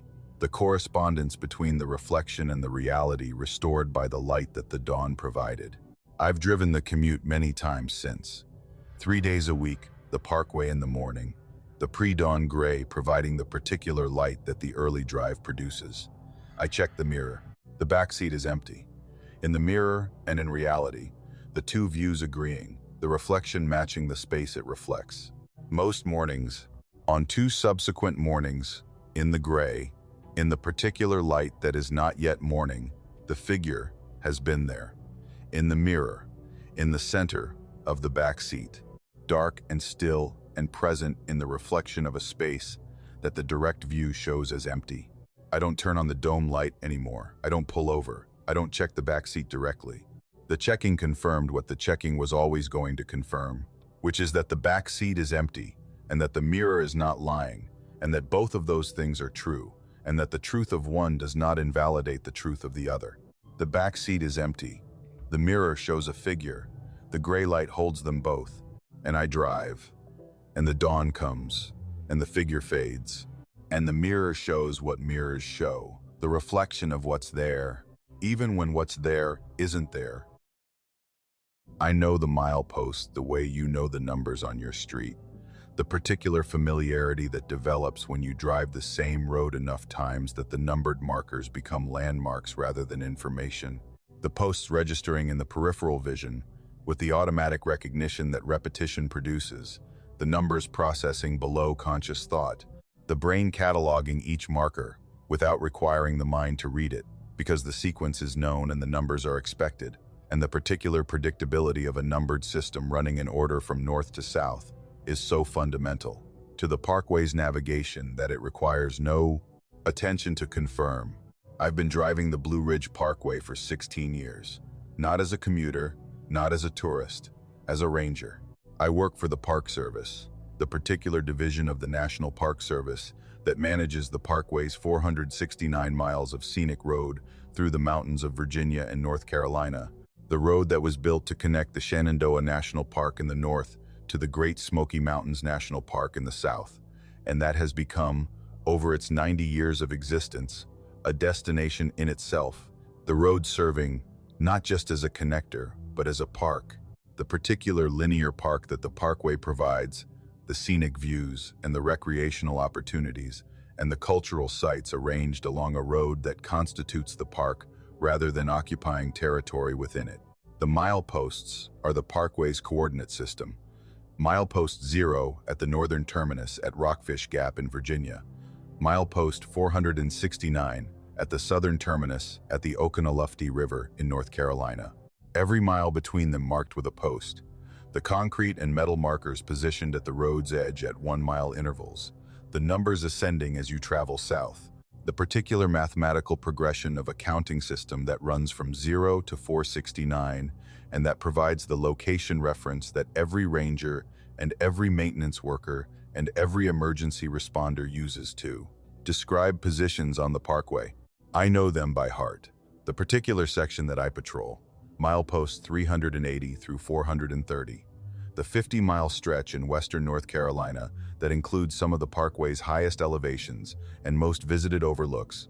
The section that I drive nightly during the summer patrol season. The mileposts counting upward as I travel south and counting downward as I travel north. The numbers as familiar as the terrain they mark. July of 2023, a Thursday night, approximately 11 o'clock. I was driving south from Asheville, heading to the Mount Pisgah section of my patrol area. The truck moving through the July night on a parkway that was empty of other traffic. The summer evening having ended, and the visitors having departed, and the particular nighttime solitude of the parkway establishing itself with the darkness that the July sunset at 9:30 had initiated. I passed milepost 405. The post visible in my headlights at the road's edge, the number confirming my position on the parkway, the particular data point that the marker provided, registering with the automatic recognition that 16 years of patrol had calibrated. 405. Southbound. The next marker would be 406. The next marker was 404. The post appeared in my headlights approximately 1 mile after milepost 405. The concrete and metal marker at the road's edge showing the number that the headlights illuminated and that my eyes read, and that my brain processed with the particular delay that contradiction produces, the number arriving at consciousness not as information but as error, the 404 registering as wrong before it registered as a number. I was driving south. The terrain confirmed it. The road surface, the particular section of parkway between milepost 405 and what should have been 406, showed the features that I knew from 16 years of driving this section in this direction. The curves and the grades and the overlooks appearing in the sequence that southbound travel produces.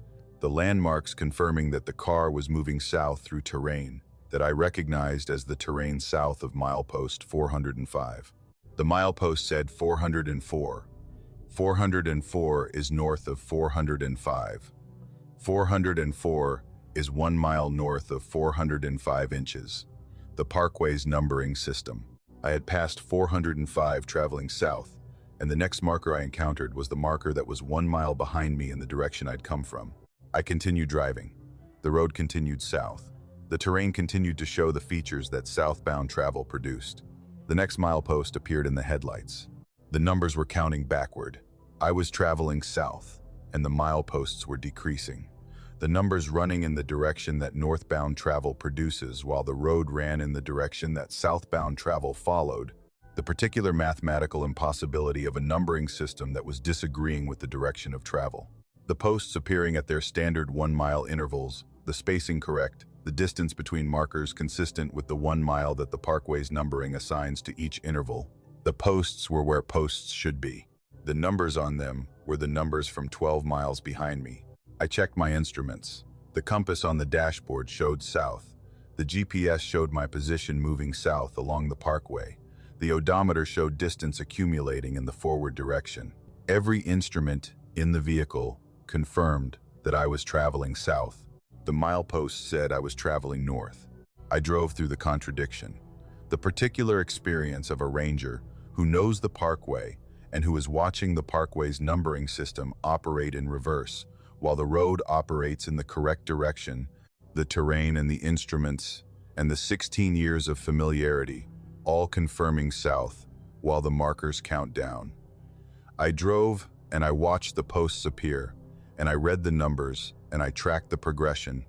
399, 398, 397, 396, 395, 394, 394, 12 miles.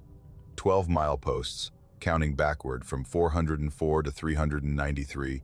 12 miles of parkway where the numbered markers ran in reverse while the road ran forward. The particular 12-mile section of my patrol area operating under a mathematics that the parkway's design didn't include. Milepost 3 say date 3.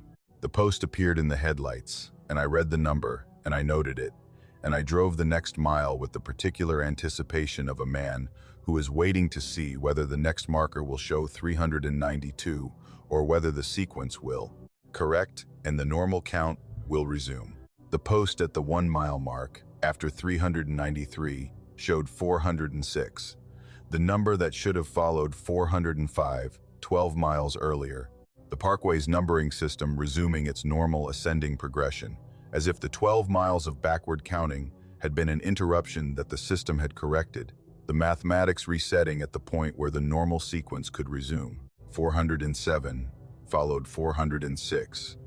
408 followed 407. The mileposts counting upward, ascending with my southbound travel, the numbers agreeing with the direction, the particular relief of a counting system that was behaving the way counting systems behave. I pulled over. An overlook at milepost 410, the parking area empty, the July night holding its darkness around the truck. I sat in the cab and I looked at the odometer. The distance I'd traveled from milepost 405 to milepost 406 was approximately 13 miles. 1 mile to cover the distance between 2 consecutive mileposts, the particular additional 12 miles that the backward counting had inserted into the sequence, the road adding distance that the normal parkway didn't contain. I drove the section in daylight the following morning. 405, 406, 407.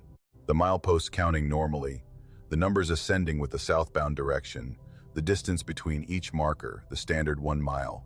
The 12 miles of backward counting that the night had produced were absent.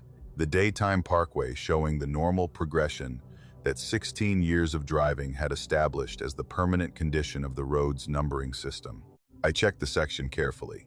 Between milepost 405 and 406, the parkway showed 1 mile of road. The terrain was correct. The features were correct. The single mile between the 2 consecutive markers held exactly what 1 mile of parkway holds: the road and the overlooks and the terrain that the distance provides. The 12 miles were not there. The 12 additional miles that the backward counting had produced, the road that I'd driven between 404 and 393 before emerging at 406, the particular extra section that the nighttime parkway had inserted into the sequence, was not present in the daytime version of the same road. I've driven the section many times since. Day and night, the mileposts count normally. The numbers ascend with the southbound direction.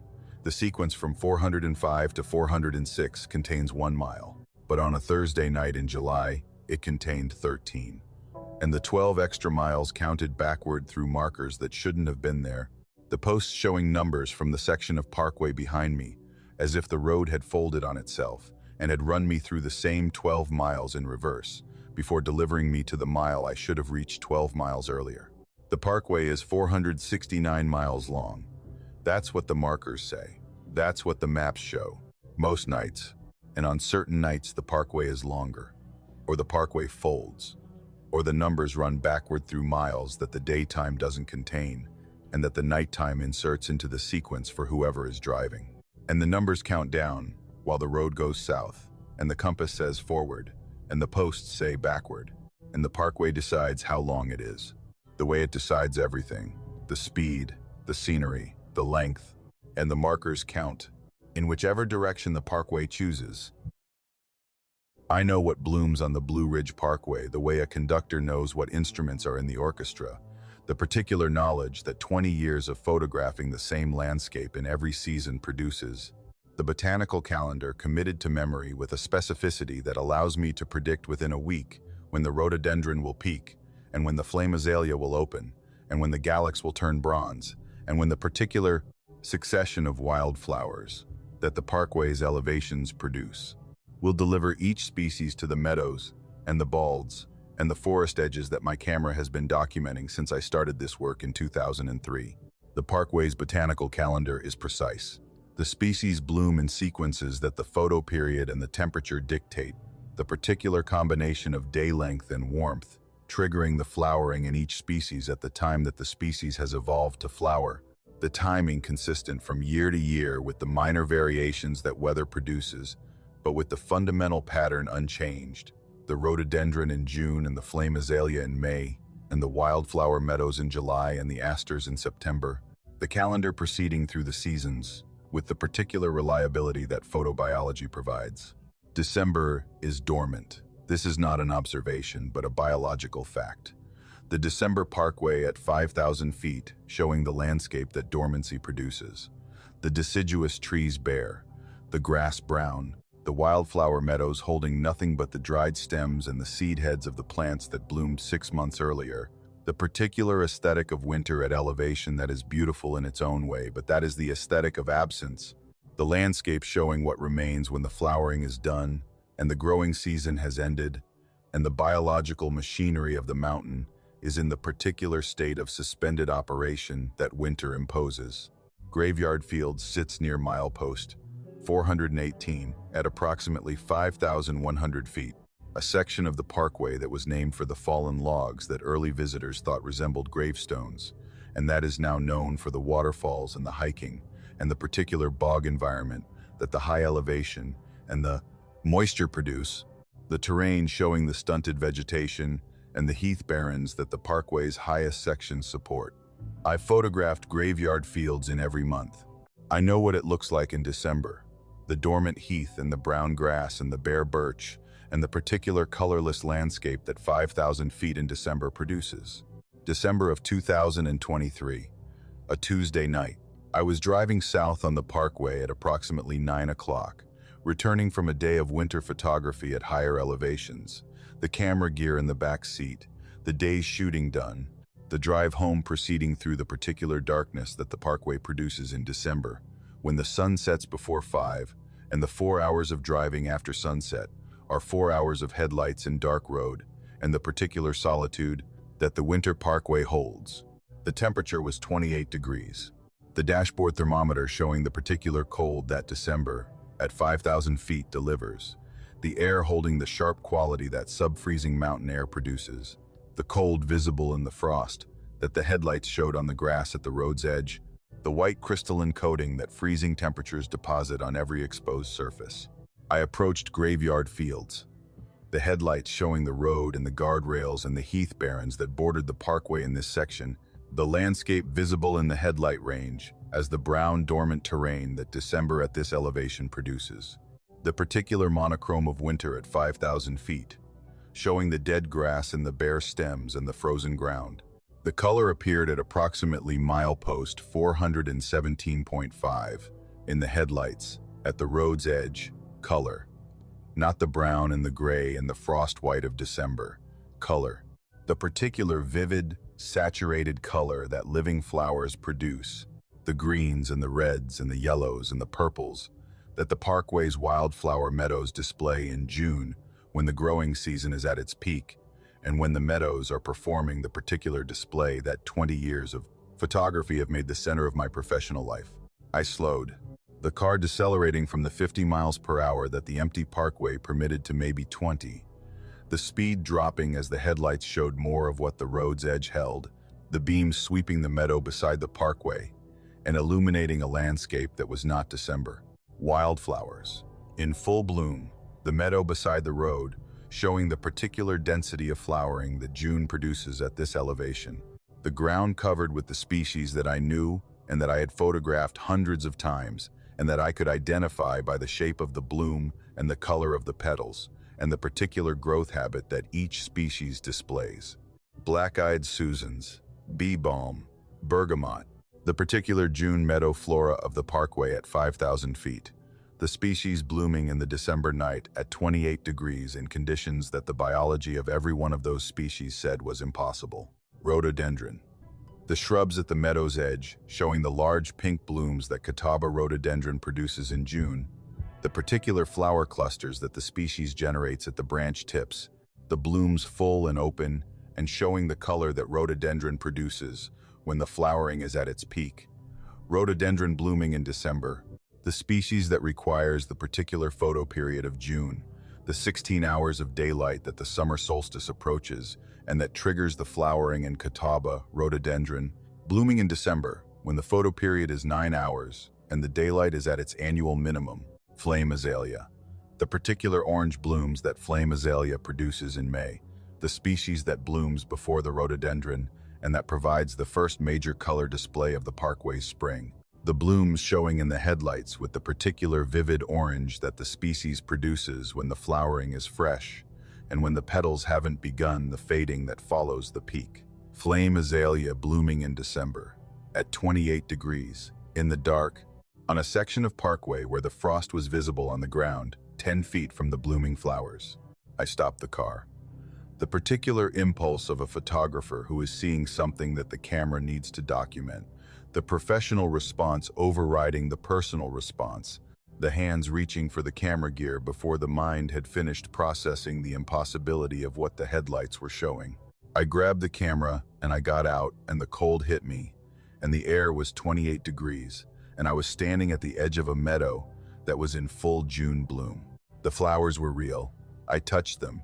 The particular test of a man who needs physical confirmation of a visual experience, that the visual alone cannot make credible.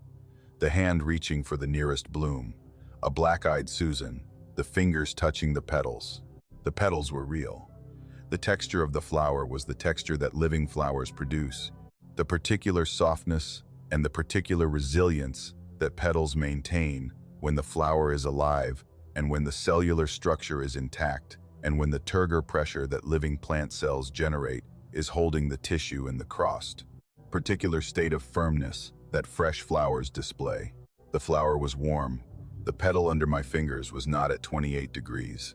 The surface was warm. The particular temperature that living plant tissue maintains during the growing season. The warmth of biological activity. The cellular metabolism that converts sunlight into sugar and that produces the thermal signature that living plants generate. The flower was warm in air that was 28 degrees. The biological warmth of a June flower persisting in a December environment that should have killed the plant and frozen the tissue and reduced the bloom to the particular brown collapse that frost produces in plant material that is exposed to sub-freezing temperatures. I photographed, the camera capturing the blooms in the headlights, the flash adding its particular illumination to the headlight's beam, the images showing the flowers and the colors and the particular density of bloom that June produces at 5,000 feet. I shot 20 frames. The camera functioning normally, the autofocus finding the blooms, the exposure metering the light, the images recording on the memory card with the standard file creation that digital photography produces. 1 mile. The bloom extended for approximately 1 mile of parkway, from milepost 417.5 to approximately milepost 418.5. The meadows on both sides of the road showing the full June display for the distance of 1 mile, the flowers and the rhododendron and the flame azalea occupying a 1 mile corridor of summer in the middle of December. At milepost 418.5 the bloom ended. Not gradually, not with the thinning that a bloom's edge produces when the flowering transitions from dense to sparse. The bloom ended at a line, the particular boundary between the flowering meadow and the dormant meadow, as sharp as a property line. The June and the December separated by a boundary that was maybe 3 feet wide, the full bloom on one side, and the brown frozen grass on the other. The two seasons occupying adjacent sections of the same meadow with no transition between them.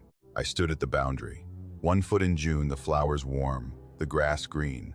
1 foot in December, the frost on the grass, the stems brown, the ground frozen. The temperature at the boundary the same on both sides. The 28-degree air covering the blooming meadow and the dormant meadow equally. The cold present where the flowers bloomed and where the flowers didn't. The December air touching the June flowers without killing them. I drove home. The images on the memory card, the 20 frames that I'd shot at the roadside, documenting the bloom with the particular thoroughness that professional photography demands. I loaded the card at my desk and opened the files. The images showed December, Brown grass, bare stems, frost on the ground. The particular dormant landscape that Graveyard Fields produces in December at 5,000 feet in 28-degree weather. Every frame, 20 photographs of a dormant meadow in winter, the camera having recorded what the December Parkway contains rather than what my eyes had shown me, the images capturing the season that the calendar said was present, rather than the season that the meadow had been displaying. The flowers are not in the photographs. The rhododendron is not in the photographs. The flame azalea is not in the photographs. The camera saw December. My eyes saw June. My hands touched the petals, and the petals were warm, and the blooms were real, and the camera recorded frozen grass. I've driven past Graveyard Fields many times since. December shows December. June shows June. The seasons proceed in the order that the biology dictates, and the parkway displays the landscape that each month produces, with the particular reliability that 20 years of photography have confirmed. But for 1 mile, on one night in December, the parkway showed me June. The flowers bloomed at 28 degrees. The rhododendron opened in 9 hours of daylight. The meadow performed its summer display in the winter dark. For a photographer who has been documenting the display for 20 years and who reached for his camera and captured 20 frames of flowers that the memory card shows as frozen grass. The eye saw one thing. The camera saw another, and the flowers were warm under my fingers. And the parkway shows what it shows. To whoever is looking, at whatever hour, in whatever season the parkway decides to display, even if the camera disagrees, even if December says otherwise. The flowers were there, I touched them, the warmth was real, and the camera holds what the camera holds, and the mountain holds what the mountain holds, and they are not always the same thing. The Blue Ridge Parkway ends at milepost 469.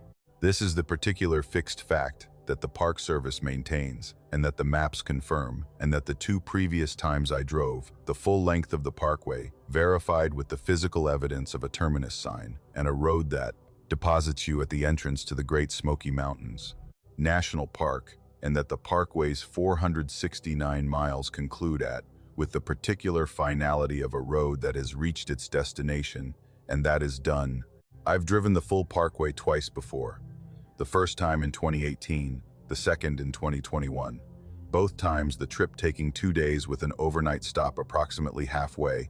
The particular pacing that the parkway demands when you're driving. The full length at the 35-mile-per-hour speed limit that the Park Service enforces, and that converts 469 miles into approximately 13 hours of driving time. The miles accumulating slowly, the speed limit producing the particular experience that the parkway was designed to provide, the unhurried passage through the landscape that the scenic road presents. Both times the parkway ended where the parkway ends. Milepost 469, the terminus sign, the junction with Route 441 at the entrance to the Smokies. The particular satisfaction of reaching the end of a 469-mile road, and knowing that the road is done, and that the miles between Rockfish Gap and the Oconaluftee River have passed beneath your tires, and that the parkway has shown you everything it has to show. October of 2023, a Wednesday. I started from the northern terminus at Rockfish Gap at approximately 7 in the morning. The October weather clear and cool, the particular conditions that a full parkway drive demands, the fair weather that allows the driving to proceed without the delays that rain and fog produce on a mountain road, where the speed is already slow and where the weather can convert slow to stopped. I drove south, the Virginia sections passing beneath the car with the familiar terrain that the parkway's northern miles produce, the lower elevations and the pastoral landscape, and the particular gentle beauty of the Virginia Blue Ridge before the mountains intensify in North Carolina. The mileposts counted upward. 50, 100, 150. The numbers accumulating with the miles, the particular mathematical progression of a numbering system that tracks your progress toward a destination that the numbers define. The overnight stop was near milepost 300, a lodge on the parkway that provided the accommodation that the 2-day trip required. I slept and I woke, and I resumed on Thursday morning, the second day's driving beginning at approximately 7. The remaining 169 miles stretching ahead through the North Carolina mountains, where the parkway climbs to its highest elevations, and where the terrain produces the particular intensity that the Southern Appalachians are known for. The mileposts counted: 350, 400, 430, 450. The numbers climbing toward 469, with the particular anticipation that approaches produce. The destination getting closer, the miles remaining getting fewer, the terminus approaching with the mathematical certainty that counting toward a known number provides. Milepost 469. I saw it in the late afternoon. The October light golden on the mountains, the sign appearing at the road's edge, with the particular satisfaction of the third arrival at the parkway's southern terminus, the marker confirming that 469 miles of scenic road had passed beneath the car and that the parkway was concluding. The terminus sign was there, the brown sign with the white text that identifies the end of the parkway, the Park Service sign that says the parkway ends here and that the Great Smoky Mountains National Park begins. The sign was on the right side of the road, positioned where it had been positioned on my 2 previous trips, the marker occupying its designated location at the road's edge. The road continued past the sign. I expected the junction. Route 441, the highway that the parkway delivers you to at its southern terminus, the road that takes you into Cherokee or into the Smokies, depending on which direction you turn. The junction had been there on my 2 previous trips, the parkway ending and the highway beginning at the point that the terminus sign marked. The junction was not there. The road beyond the terminus sign was not Route 441. The road beyond the terminus sign was the parkway. The same pavement, the same center line, the same guardrails, the same road surface that the previous 469 miles had provided, the parkway continuing past its own terminus, as if the terminus were not a terminus, but a marker on a road that continued. I drove past the sign, the particular momentum of a car on a road that continues carrying me past the point where the road should have ended, the pavement showing no change, the road surface identical, the guardrails present, the center line painted, the parkway performing its function as a parkway beyond the mile where the parkway's function was supposed to conclude. Milepost 470. The post appeared at the road's edge, 1 mile past the terminus. The concrete and metal marker, showing a number that the parkway's numbering system doesn't contain, the particular impossibility of a milepost that exceeds the parkway's 469-mile length, existing on a road that the Park Service says is 469 miles long and not a mile longer. The mileposts counting upward, the numbers continuing past 469 with the particular regularity that the parkway's numbering system maintains. Each post 1 mile from the last, each number 1 more than the previous. The counting proceeding through numbers that the parkway doesn't have on a road that the parkway doesn't include. The terrain changed. Not immediately. Not at the terminus sign where the change should have been the change from parkway to highway. Gradually, over the miles past 469, the terrain shifted, the mountains becoming higher, the forest becoming denser, the particular development that the parkway's lower sections show, the overlooks and the facilities, and the signs and the infrastructure of a managed scenic road, disappearing from the road's margins. The overlooks were gone by milepost 475. The guardrails thinned and then stopped by 480. The signs disappeared. The road surface, which had been the maintained parkway pavement that the Park Service provides, began showing the particular deterioration that unmanaged roads produce. The surface intact but rougher, the center line fading, the edges less defined, the road transitioning from a maintained scenic highway to a road that was being maintained by nothing. The mountains were unfamiliar. By milepost 490, the terrain that the road was crossing was terrain I didn't recognize. Mountains that were higher and steeper and more densely forested than anything the parkway traverses. The ridges rising to elevations that the parkway's highest point at 6,000 feet didn't reach. The forest pressing close on both sides. with the particular density of woodland that has never been thinned or managed or accessed by the recreational infrastructure that the parkway sections provide. No vehicles. The road beyond the terminus held no other traffic, the pavement carrying only my car through the mountains that the additional miles were crossing. The particular solitude of a road that serves no one, because the road doesn't exist, and the mountains it crosses are mountains that the maps don't show. I drove for approximately 40 miles past the terminus. 40 miles of parkway that the parkway doesn't contain. The milepost counting from 470 to 509.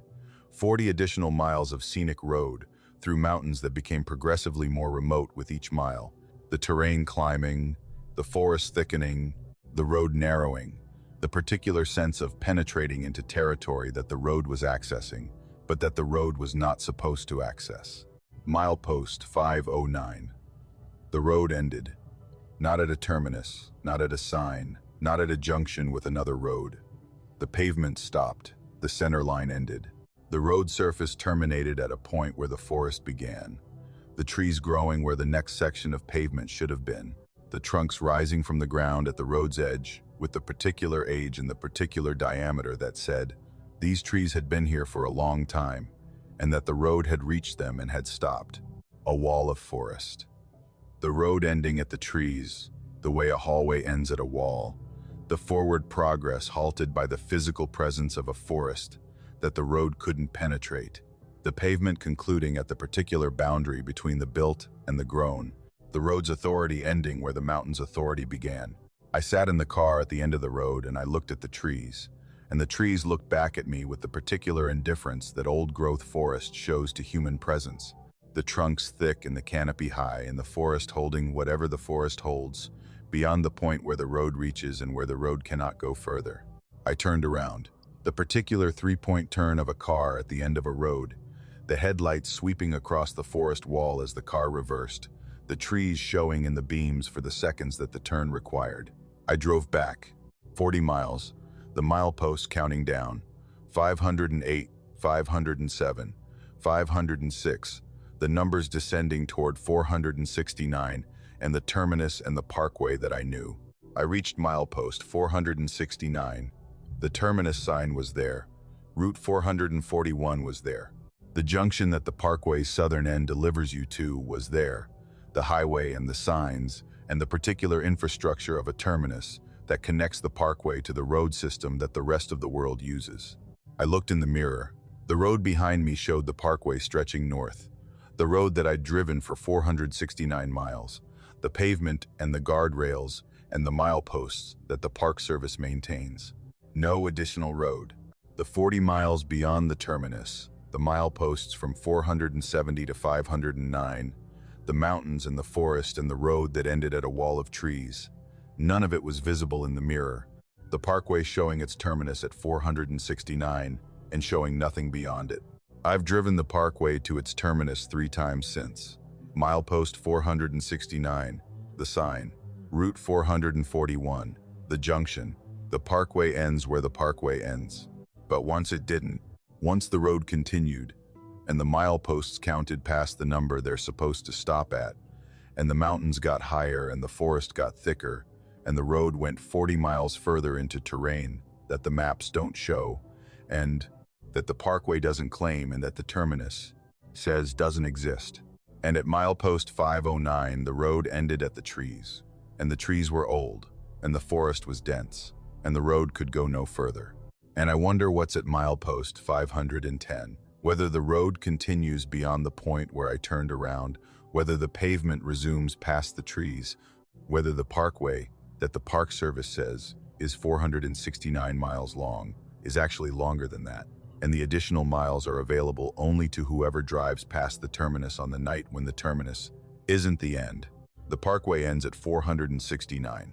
Most drives, and the road beyond the end runs through mountains that the maps don't hold, and the mileposts count past the number they should stop at.